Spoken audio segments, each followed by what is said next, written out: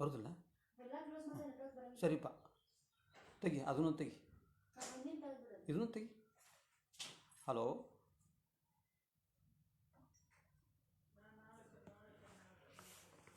ಸ್ವಲ್ಪ ಸೂಚನೆ ಮಾಡೋರಿಗೆ.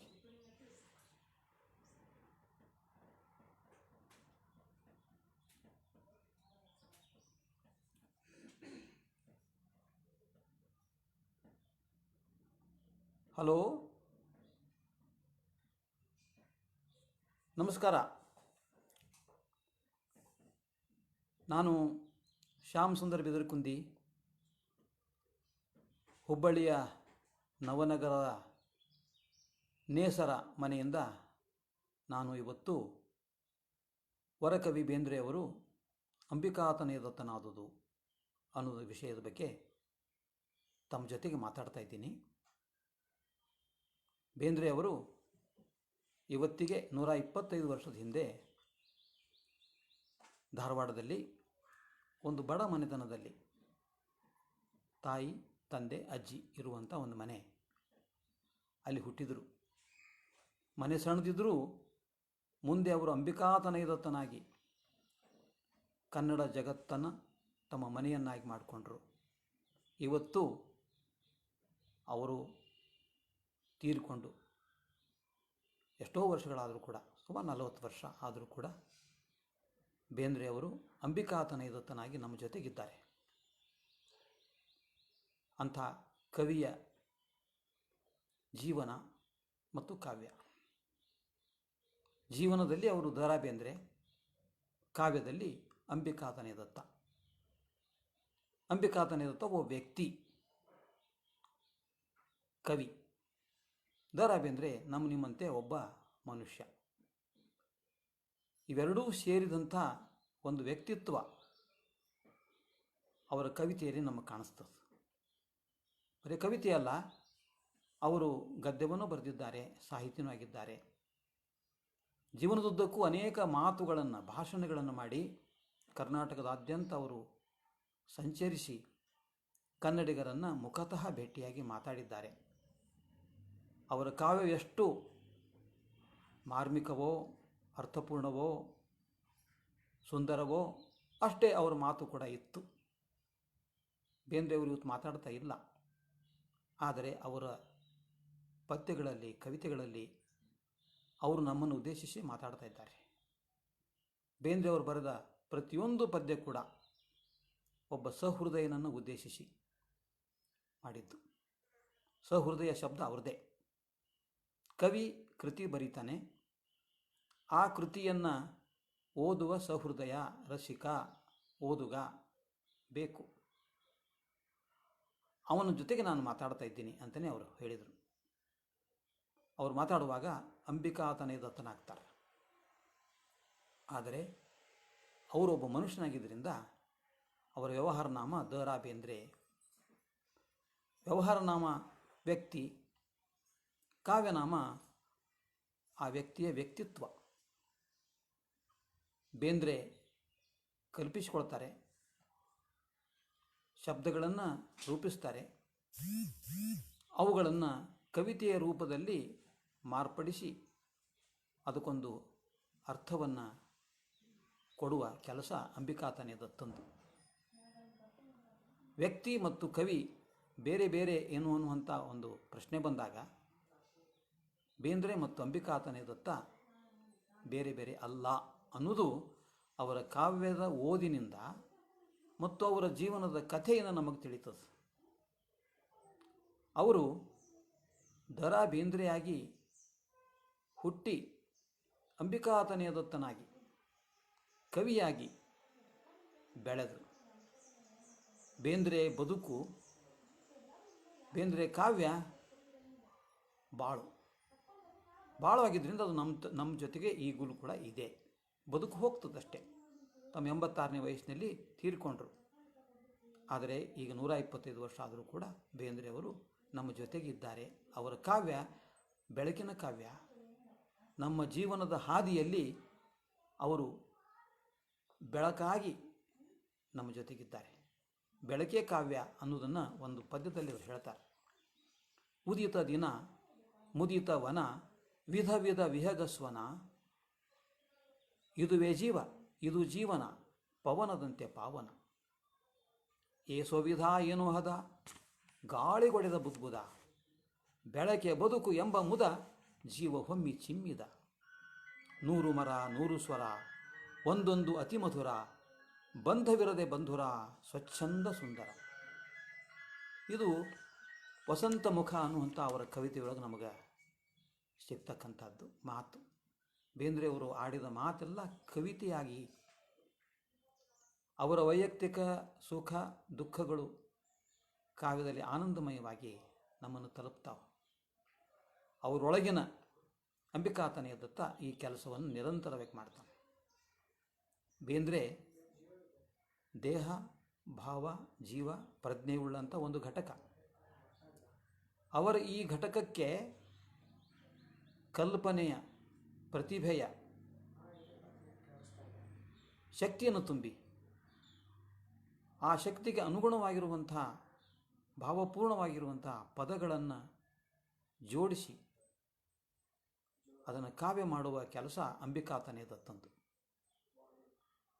ಈ ಕೆಲಸವನ್ನು ಅವರು ಮಾಡ್ತಾನೆ ಅದ್ಭುತವಾದ ರೀತಿಯೊಳಗೆ, ಅಸಾಮಾನ್ಯವಾದ ರೀತಿಯೊಳಗೆ ಅವರು ಮಾಡಿದರು. ಈಗ ಮಾಡುವಾಗ ಬೇಂದ್ರೆ ಅನ್ನುವಂಥ ವ್ಯಕ್ತಿ ಯಾವ ರೀತಿ ಕವಿಯಾಗಿ ಬೆಳೆದರು ಅನ್ನೋದರ ಒಂದು ಹಿನ್ನೆಲೆಯನ್ನು ನಾವು ನೋಡಬೇಕು.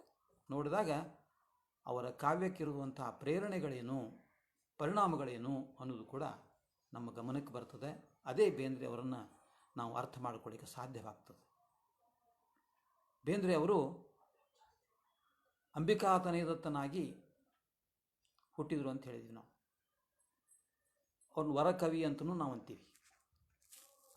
ಈ ವರಕವಿಯಾಗಿ ಅವರು ರೂಪುಗೊಳ್ಳಲಿಕ್ಕೆ ದ ರಾ ಬೇಂದ್ರೆ ಒಬ್ಬ ವಿದ್ಯಾರ್ಥಿಯಾಗಿ, ಮೊದಲು ವಿದ್ಯಾರ್ಥಿ, ಕ್ರಮೇಣ ಆ ವಿದ್ಯಾರ್ಥಿಯಲ್ಲಿ ಕಾವ್ಯಶಕ್ತಿ ತುಂಬಿಕೊಂಡು ನನ್ನ ಜೀವನದ ಕೆಲಸ ಕಾವ್ಯ ರಚನೆ, ಕಾವ್ಯ ನಿರ್ಮಾಣ, ಕಾವ್ಯ ಜಗತ್ತು ನಂದು ಅನ್ನೋದನ್ನು ಅವರು ಮಾಡಿದರು. ಇದು 1914-18ರಲ್ಲಿ ಸಾಧ್ಯವಾದಂಥ ಒಂದು ಕೆಲಸ. ಕವಿ ಪ್ರತಿಭಾನ್ವಿತ, ಕಲ್ಪಕಶಕ್ತಿ ಅದ್ಭುತವಾಗಿರ್ತದೆ. ಆ ಕಲ್ಪಶಕ್ತಿಗೆ ಹೊಳಿತಕ್ಕಂಥ ವಿಚಾರಗಳು, ಆ ವಿಚಾರಗಳನ್ನು ಆತ ಕಾವ್ಯ ಮಾಡಿ ಶಬ್ದ ರೂಪದಲ್ಲಿ ಕೊಡಬೇಕಲ್ಲ, ಆ ಕೊಡೋ ಕಾಲಕ್ಕೆ ಆ ಪ್ರತಿಭೆಗೆ ಬೇಕಾದದ್ದೇನು ಅಂತಂದ್ರೆ ವ್ಯುತ್ಪತ್ತಿ ಅಂತ ಒಂದು ಮಾತು ಬರ್ತದೆ. ಯಾವುದೇ ಕಲೆ ಅದು ವಿಕಾಸ ಹೊಂದಿ ಆ ಕವಿಗೆ ಒಂದು ವ್ಯಕ್ತಿತ್ವ ಕೊಡಬೇಕಾಗಿದ್ದರೆ ಪ್ರತಿಭೆಯ ಜೊತೆಗೆ ಕವಿ ರೂಢಿಸಿಕೊಳ್ಳಬೇಕಾದ, ಶ್ರಮ ಪಡಬೇಕಾದ ಕೆಲಸ ಅಂತಂದ್ರೆ ವ್ಯುತ್ಪತ್ತಿಯ ಜ್ಞಾನ ಅಂತ ಹೇಳಬೇಕು. ಬೇಂದ್ರೆ ಅಂತ ವ್ಯುತ್ಪತ್ತಿ ಜ್ಞಾನವನ್ನು ವಿದ್ಯಾರ್ಥಿ ಇದ್ದಾಗಲೇ 4 ವರ್ಷ ಪುಣೆಯಲ್ಲಿ ಅವರು ಕಾಲೇಜ್ ವಿದ್ಯಾರ್ಥಿಯಾಗಿ ಫರ್ಗ್ಯೂಸನ್ ಕಾಲೇಜಿಗೆ ಸೇರಿ ಅವರು ಸಾಹಿತ್ಯವನ್ನೇ ಅಭ್ಯಾಸ ಮಾಡಿದರು. BA ಪಾಸ್ ಆದರು. ಇಂಗ್ಲೀಷ್ ಮತ್ತು ಸಂಸ್ಕೃತ ಸಾಹಿತ್ಯವನ್ನು ತೆಗೆದುಕೊಂಡು BA ಆದ ಹೊತ್ತಿನೊಳಗನೆ 1918 ಅವರು ಕವಿಯಾಗಿ ಬೆಳೆದಿದ್ದರು. ಆಶ್ಚರ್ಯ ಅಂತಂದ್ರೆ ಆ 4 ವರ್ಷಗಳಲ್ಲಿ ಅವರು ಆರಂಭದಲ್ಲಿ ಪುಣೆಯಲ್ಲಿದ್ದುದರಿಂದ ಪುಣೆಯ ಜನರಿಗೆ ತನ್ನನ್ನು ತೋರಿಸಿಕೊಳ್ಬೇಕು, ಅವರ ಪರಿಚಯ ಮಾಡ್ಕೋಬೇಕು. ಅವರಿಂದ ಕಾವ್ಯಶಾಸ್ತ್ರ, ಕಾವ್ಯದ ಪದ್ಧತಿ, ರಸಿಕರ ಪದ್ಧತಿ ಇವೆಲ್ಲ ಕಲ್ಕೋಬೇಕು ಅನ್ನೋದಕ್ಕೆ ಅವರು ಮರಾಠಿಯೊಳಗೆ ಬರೆದ್ರು. ಮೊದಲು ಶಾರದಾ ಮಂಡಲ ಅಂತ ಒಂದು ಗೆಳೆಯರ ಗುಂಪನ್ನು ಸ್ಥಾಪನೆ ಮಾಡಿದರು. ಮಾಡಿ ಅದಕ್ಕೆ ಎಲ್ಲ ಗೆಳೆಯರನ್ನು, ಸಾಹಿತ್ಯದ ಆಸಕ್ತಿ ಇರತಕ್ಕಂಥ ಮರಾಠಿ ಗೆಳೆಯರನ್ನು, ಪ್ರೊಫೆಸರ್ಗಳನ್ನು ಅವರು ಕರೆಸ್ತಿದ್ರು.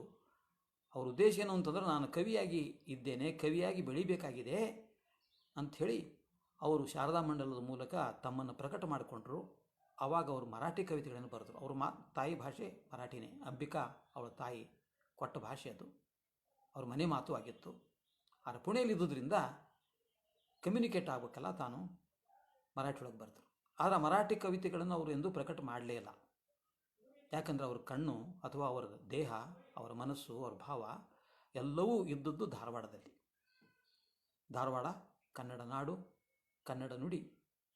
ನಾನು ಹುಟ್ಟಿದ್ದು ಅಲ್ಲೇ. ಆದ್ದರಿಂದ ನನ್ನ ಕಾವ್ಯದ ಪಯಣ ಅದು ಕನ್ನಡದಲ್ಲಿ ಆಗಬೇಕು. 1914-18 ಅನ್ನೋದು ಇನ್ನೊಂದು ಮಾತನ್ನು ನಾವು ಗಮನಿಸಬೇಕು. ಅದು ವಿಶ್ವದಲ್ಲಿ ಮಹಾಯುದ್ಧ ನಡೆದ ಕಾಲದ ಯುರೋಪದಲ್ಲಿ ನಡೀತಿತ್ತು. ಆದರೆ ಆಧುನಿಕ ಕಾಲದಲ್ಲಿ ಯುದ್ಧ ಎಲ್ಲೇ ನಡೀಲಿ ಅದು ಎಲ್ಲ ಕಡೆಗೂ ಕೂಡ ಅದರ ಪರಿಣಾಮ ಆಗ್ತದೆ.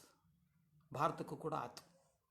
ಭಾರತದಲ್ಲಿ ಆವಾಗ ಸ್ವಾತಂತ್ರ್ಯ ಚಳವಳಿ ನಡೆದಿತ್ತು, ಒಂಥರ ಪ್ರಕ್ಷುಬ್ಧ ಸ್ಥಿತಿ. ಇನ್ನೊಂದು ಕಡೆಗೆ ಯುದ್ಧದ ಬೇಗೆ ಅಂದರೆ ಹಿಂಸೆಯ ಅನುಭವ, ಇವುಗಳನ್ನು ಕೂಡ ಅವರು ಕಂಡಿದ್ದರು.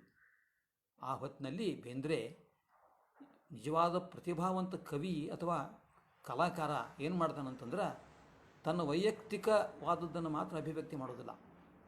ವ್ಯಕ್ತಿ ಹೌದು, ಆ ವ್ಯಕ್ತಿಯ ಮೇಲೆ, ಅವನ ಮನಸ್ಸಿನ ಮೇಲೆ ಆಗ್ತಕ್ಕಂಥ ಪರಿಣಾಮ, ಅವನ ಸಂವೇದನೆ ರೂಪಿಸ್ತಕ್ಕಂಥ ಪರಿಸ್ಥಿತಿ, ಇವುಗಳನ್ನು ಕೂಡ ಆತ ಗಮನಿಸಿ ಅವುಗಳಿಗೆ ಅಭಿವ್ಯಕ್ತಿಯನ್ನು ಕೊಡಲಿಕ್ಕೆ ಹೊರಡ್ತಾನೆ. ಹೀಗೆ ಹೊರಡುವಾಗ ಬೇಂದ್ರೆ ಅವರು ತಮ್ಮ ವ್ಯುತ್ಪತ್ತಿ ಜ್ಞಾನವನ್ನು ಎಷ್ಟು ವಿಸ್ತರಿಸಿಕೊಂಡ್ರು ಅಂತಂದ್ರೆ, ವ್ಯುತ್ಪತ್ತಿ ಜ್ಞಾನ ಅಂದರೆ ಲೋಕಜ್ಞಾನ. ನನ್ನ ಸುತ್ತಮುತ್ತಲು ಏನಿದೆ, ಎಂಥ ಜಗತ್ತಿದೆ, ಇಲ್ಲಿ ಜಗತ್ತಿನಲ್ಲಿ ಏನೇನು ನಡೀತಿದೆ, ಇದರ ಅರಿವು ಇರಬೇಕಾಗ್ತದ. ಈ ಅರಿವನ್ನೇ ತನ್ನ ಕಲ್ಪಕತೆಗೆ ಆತ ಬಳಸಿಕೊಂಡು ಅಮೂರ್ತವಾದದ್ದನ್ನು ಮೂರ್ತಗೊಳಿಸಬೇಕು. ಬೇಂದ್ರೆ ಅಂಥದ್ದು ಮಾಡಿದರು. ಅವರು ತಮ್ಮ ಆತ್ಮಚರಿತ್ರೆಗಳನ್ನು ಮಾತು ಹೇಳ್ತಾರೆ. ನಾನು ಕವಿಯಾಗಿ ಅಂಬಿಕಾತನಯದತ್ತನಾಗಿ ನಾನು ಬೆಳೆಯುವಾಗ ನನ್ನ ಮೇಲೆ ಪ್ರಭಾವ ಮಾಡಿದ, ನನ್ನಲ್ಲಿ ಕಾವ್ಯದ ಉತ್ಪತ್ತಿಯನ್ನು ಹುಟ್ಟಿಸಿದ, ಉತ್ಪತ್ತಿ ಮಾಡಿದ ಗುರುಗಳು 4 ಜನ ಇದ್ದಾರೆ. ಆ 4 ಜನ ವಿಶ್ವಕವಿಗಳೇ ಒಂದು ರೀತಿಯಿಂದ. ಅವ್ರು ಯಾರು ಅಂದ್ರೆ, ಮೊಟ್ಟಮೊದಲನೇದಾಗಿ ವಿಶ್ವಕವಿ ರವೀಂದ್ರನಾಥ್ ಠಾಕೂರ್. ಅವರ ಬಂಗಾಲಿ ಗೀತೆಗಳು ಇಂಗ್ಲೀಷಿಗೆ ಬಂದಿದ್ದು ಮತ್ತು ಅವರ ಗೀತಾಂಜಲಿಗೆ ನೊಬೆಲ್ ಬಹುಮಾನ ಸಿಕ್ಕಿತ್ತು. ಬೇಂದ್ರೆ ಅವರು ಅವರ ಇಂಗ್ಲೀಷ್ ಕವನಗಳನ್ನು ಓದಿದರು. ಎರಡನೇದಾಗಿ ಅವರು ಓದಿದ್ದು ಅರವಿಂದ ಮಹರ್ಷಿಗಳ ಆರ್ಯಪತ್ರಿಕೆ. ಅರವಿಂದ ಮಹರ್ಷಿಗಳು ಕೂಡ ಭಾರತ ಸ್ವಾತಂತ್ರ್ಯಕ್ಕಾಗಿ ಅಣಿಯಾಗಿದ್ದವರು. ಆದರೆ ಅದನ್ನು ನಾವು ಈ ಹಿಂಸಾತ್ಮಕ ಹೋರಾಟದಕ್ಕಿಂತ ನಾವು ಆಧ್ಯಾತ್ಮಿಕವಾದಂಥ ಸಾಧನೆಯಿಂದ ಸ್ವಾತಂತ್ರ್ಯವನ್ನು ತಗೋಬೇಕು. ಅಂದ್ರೆ ರಾಜಕೀಯಕ್ಕೆ, ಪೊಲಿಟಿಕ್ಸಿಗೆ ಸ್ಪಿರಿಚುವಾಲಿಟಿ, ಆಧ್ಯಾತ್ಮಿಕತೆ ಬೇಕು ಅಂತ ಪ್ರತಿಪಾದಿಸಿದವರು. ಅವರ ಕವಿತೆಗಳನ್ನು, ಅವರ ಸಾಹಿತ್ಯವನ್ನು ಕೂಡ ಓದಿ ಪ್ರಭಾವಿತರಾದರು. ಮೂರನೇದಾಗಿ ಅವರು ಪ್ರಭಾವಿತರಾಗಿದ್ದು ಅಂತ ಒಬ್ಬ ಐರಿಷ್ ಕವಿಯವರು. ಆ ಕವಿಯ ಕವಿತೆಗಳನ್ನು, ಅನುಭಾವಿಕ ಕವಿತೆಗಳವರು, ಅವುಗಳನ್ನು ಕೂಡ ಓದಿದರು. ನಾಲ್ಕನೇದಾಗಿ ಬೇಂದ್ರೆ ಅವರು ವಿದ್ಯಾರ್ಥಿಯಾಗಿದ್ದಾಗ ಓದಿ ಪ್ರಭಾವಿತರಾದದ್ದು ಖಲೀಲ್ ಗಿಬ್ರಾನ್ ಅನ್ನುವಂಥ ಲೆಬನಾನ್ ದೇಶದ ಅರೇಬಿಕ್ ಕವಿಯವರು. ಇಂಗ್ಲೀಷ್ನಾಗೂ ಬರೀತಿದ್ರು. ಈ 4 ಕವಿಗಳು ಗುರು ಚತುರ್ಮುಖರು ಅಂತ ಹೇಳ್ತಾರೆ. ಅಂದರೆ ಒಬ್ಬ ಆಧುನಿಕ ಕನ್ನಡ ಕವಿಯಾಗಿ ನಾನು ಪ್ರಕಟಗೊಳ್ಳಬೇಕಾಗಿದ್ದರೆ ಇವೆಲ್ಲ ವ್ಯುತ್ಪತ್ತಿ ಜ್ಞಾನ ಬೇಕು ನನಗೆ. ಮತ್ತು ನನ್ನ ಕಾವ್ಯ ಕನ್ನಡ ಭಾಷೆಯಲ್ಲಿದ್ದರೂ ಕೂಡ ಅದು ವಿಶ್ವಕ್ಕೆ ನಾನು ತೋರಿಸುವಂಥ ಸ್ಪಂದನೆ, ಪ್ರತಿಸ್ಪಂದನೆ. ಅಂದರೆ ನೋಡ್ರಿ, ಈ ಮಾತನ್ನು ಯಾಕೆ ಹೇಳಬೇಕಾಗಿದೆ ಅಂತಂದ್ರೆ, ಬೇಂದ್ರೆಯವರ ಎದುರಿಗೆ ಹೊಸಗನ್ನಡದಲ್ಲಿ ಕಾವ್ಯವನ್ನು ರೂಪಿಸುವ ಹೊಣೆಗಾರಿಕೆ ಅವರು ತಾವೇ ತಗೊಂಡಂಥ ಹೊಣೆಗಾರಿಕೆ. ಅದು ಯಾರೂ ಕೊಟ್ಟದ್ದಲ್ಲ. ಕೊಟ್ಟದ್ದು ಅಂತಂದ್ರೆ ಅಂಬಿಕೆನೇ ಕೊಟ್ಟಿದ್ದು. ಅಂಬಿಕೆ ಅಂದರೆ ಅವರ ತಾಯಿನೂ ಹೌದು, ಶಕ್ತಿ ದೇವತೆ, ಕನ್ನಡ ದೇವತೆಯೂ ಹೌದು. ಆ ದೇವತೆ ಅವರಲ್ಲಿ ಬೇಂದ್ರೆಯವರಲ್ಲಿ ಒಳಗಾಗಿ ನೀನು ಕನ್ನಡ ಕವಿತೆಯನ್ನು ವಿಶ್ವಾತ್ಮಕವಾದ ರೀತಿಯೊಳಗೆ ಬರೀಬೇಕು, ಸಾಮಾನ್ಯ ರೀತಿಯೊಳಗಲ್ಲ ಅನ್ನೋದನ್ನು ಪ್ರೇರಿಸಿದ್ಲು. ಆದ್ದರಿಂದ ಅವರು ಈ 4 ಜನರಿಂದ ಪ್ರಭಾವಿತರಾಗಿ ಅವರ ಸಾಹಿತ್ಯವನ್ನು ಓದಿಕೊಂಡು ಕನ್ನಡದಲ್ಲಿಯೂ ಕೂಡ ಅಂಥದೇ ಕಾವ್ಯವನ್ನು ನಾನು ರಚನೆ ಮಾಡಬೇಕು. ಯಾಕಂದರೆ ಕನ್ನಡದಲ್ಲಿ ಪಾರಂಪರಿಕವಾಗಿ ಇದ್ದಂಥ ಕಾವ್ಯ ಇತ್ತು, ಮುದ್ರಣದವರೆಗೆ ಅದು ಬಂದಿತ್ತು. ಈ ಆಧುನಿಕ ಕಾಲದಲ್ಲಿ ಯಾವುದೇ ಧರ್ಮ, ಮತ, ಪಂಥ ಇದು ಇರುವುದಿಲ್ಲ. ಸಾಹಿತ್ಯ ವಿಶ್ವಾತ್ಮಕವಾಗಬೇಕು. ಅದು ವಿಶ್ವದ ಸಾಮಾನ್ಯ ಮನುಷ್ಯನನ್ನು, ಯಾಕಂದರೆ ಆಧುನಿಕ ಕಾಲ ಅಂದರೆ ಸಾಮಾನ್ಯ ಮನುಷ್ಯನಿಂದ ನಿರ್ಮಾಣ ಆಗಿತ್ತು. ಇಲ್ಲಿ ರಾಜರಿಲ್ಲ. ಅದಕ್ಕೇ ಅವರು ಒಂದು ಪದ್ಯವನ್ನು ಬರೀತಾರೆ ಈ ಸಂದರ್ಭದಲ್ಲಿ. ಅದು ಕವನ ತುತ್ತೂರಿ ಅಂತ. ಆ ತುತ್ತೂರಿ ಕವನವೇ ಬೇಂದ್ರೆ ಅವರು ಪ್ರಕಟ ಮಾಡಿದಂಥ ಮೊಟ್ಟ ಮೊದಲ ಕನ್ನಡ ಕವಿತೆ. ಅದು 1918ರಲ್ಲಿ ಬಂತು. ಅದು ಬರಬೇಕಾಗಿದ್ದರೆ ಬೇಂದ್ರೆ ಅವರೊಳಗಿದ್ದಂಥ ದ ರಾ ಬೇಂದ್ರೆ, ಅಂಬಿಕಾತನ ಇದ್ದಿದ್ದಾನಲ್ಲ, ಆತ ತನಗೆ ತಾನೇ ಹೇಳ್ಕೊತಾನ. ಏಳಿರಿ ಏಳಿರಿ, ಎಚ್ಚರಾಗಿರಿ, ಕೊಂಬು ಕಹಳೆಗಳ ಕಾಲ ಮುಗೀತು. ಈಗ ನಾವು ಅಂಥ ಹಳೆಯ ವಾದ್ಯಗಳನ್ನು ಬಾರಿಸಿದ್ರೆ ಎಚ್ಚರ ಆಗ್ಲಿಕ್ಕಾಗೋದಿಲ್ಲ, ಎಚ್ಚರ ಆಗೋದಿಲ್ಲ ನಮಗೆ, ಅದು ಬೇಕಾಗಿಲ್ಲ. ಇವತ್ತಿನ ಕಾಲ ಆಧುನಿಕ ಕಾಲ, ವಿಜ್ಞಾನದ ಕಾಲ. ಈ ವಿಜ್ಞಾನದ ಕಾಲದಲ್ಲಿ ಸ್ವಾತಂತ್ರ್ಯ, ಪ್ರಜಾಪ್ರಭುತ್ವ ಬರ್ತಾ ಇವೆ. ಜನಸಾಮಾನ್ಯ ಕೂಡ ಎಚ್ಚೆತ್ತಿದ್ದಾನೆ. ಅವನು ಹೊಸ ಕಾಲವನ್ನು ಕಟ್ಟಬೇಕು, ರಾಜ್ಯವನ್ನು ಕಟ್ಟಬೇಕು, ಭಾಷೆಯನ್ನು ಬೆಳೆಸಬೇಕು. ಆದ್ದರಿಂದ ಕನ್ನಡಿಗರೇ ನೀವು ಎಚ್ಚರಾಗ್ರಿ, ಎಚ್ಚರಾಗಿ ಒಂದು ಶಿಸ್ತಿನಿಂದ ಭಾಷೆಯ ಬಗ್ಗೆ ಪ್ರಜ್ಞೆ ಇಟ್ಟುಕೊಂಡು ನಾವು ನಮ್ಮ ಕಾಲದ ಸಂವೇದನೆಗಳನ್ನು ನಾವು ಪ್ರಕಟ ಮಾಡಬೇಕೀಗ. ಒಕ್ಕಟ್ಟು ಬರಬೇಕು ನಮ್ಮಲ್ಲಿ. ಒಕ್ಕಟ್ಟಿನಿಂದ ನಮ್ಮ ಅಸ್ತಿತ್ವ ಸಾಧ್ಯ. ಯಾಕಂದರೆ ಕನ್ನಡ ನಾಡು ಅವತ್ತು ಅನೈಕ್ಯದಿಂದಿತ್ತು. ಭಾಷೆ ಒಂದು, ಆರು ನಾಡುಗಳು ಅನೇಕ, ಜನರಲ್ಲಿ ಒಗ್ಗಟ್ಟಿರಲಿಲ್ಲ, ಪ್ರಜ್ಞೆನೇ ಇರಲಿಲ್ಲ.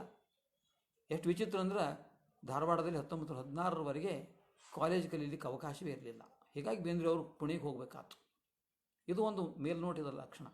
ಜೊತೆಗೆ ಇಂಗ್ಲೀಷ್ ಮತ್ತು ಮರಾಠಿ ಭಾಷೆಗಳ ಪ್ರಾಬಲ್ಯದಿಂದ ಕನ್ನಡ ಮರೆತೇ ಹೋಗಿತ್ತು. ಇವತ್ತು ಕನ್ನಡವನ್ನು ಜಾಗೃತಗೊಳಿಸಬೇಕು, ಕನ್ನಡಿಗರನ್ನು ಜಾಗೃತಗೊಳಿಸಬೇಕು, ಕನ್ನಡಿಗರಿಗೆ ಕನ್ನಡದಲ್ಲಿ ಕಾವ್ಯಶಕ್ತಿ ಇದೆ ಅನ್ನೋದನ್ನು ತೋರಿಸಿಕೊಡ್ಬೇಕು. ಇದು ಬೇಂದ್ರೆಯವರ ಎದುರಿಸಿದ ಮೊಟ್ಟ ಮೊದಲ ಸವಾಲು ಎದುರಿಸಿನೇ ಅವರು ತಮ್ಮ ಕಾವ್ಯವನ್ನು ರೂಪಿಸಿಕೊಳ್ಬೇಕಾಗ್ತದೆ. ಹೊಸಗನ್ನಡದಲ್ಲಿ ಕಾವ್ಯ ಹೇಗಿರಬೇಕಂದ್ರೆ ಜನಸಾಮಾನ್ಯನ ಧ್ವನಿ, ಅದು ಅಂತರಂಗದ ಧ್ವನಿ. ಸಾಮಾನ್ಯ ಜನರು, ಸ್ವತಃ ಬೇಂದ್ರೆಯವರೇ ಸಾಮಾನ್ಯರೊಳಗೆ ಅತಿ ಸಾಮಾನ್ಯರು. ಇದನ್ನು ಇಟ್ಟುಕೊಂಡೇ ಅವರು ಜಾಗೃತಿಯನ್ನು ಮಾಡಿಸಿದರು. ಮತ್ತು ಅವರು ಮಾಡಿದಂಥ ಉಪಾಯ ಏನು ಅಂತಂದ್ರೆ ಇಂಗ್ಲೀಷ್, ಸಂಸ್ಕೃತ, ಮರಾಠಿ ಈ ಭಾಷೆಗಳಲ್ಲಿ ಇರುವಂಥ ಸಾಹಿತ್ಯವನ್ನು ಓದಿಕೊಂಡ್ರು.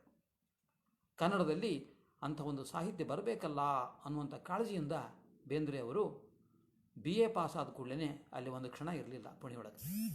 ಅವರು ಪುಣೆಯೊಳಗೇ ಇದ್ದುಕೊಂಡು MA ಮಾಡಿಕೊಂಡು ಕಾಲೇಜ್ ಪ್ರೊಫೆಸರ್ ಆಗಿ ಮತ್ತು ಮರಾಠಿಗರಲ್ಲಿ ಒಂದಾಗಿ ಮರಾಠಿ ಕವಿಯಾಗಿಯೇ ಬೆಳೀಬಹುದಾಗಿತ್ತು.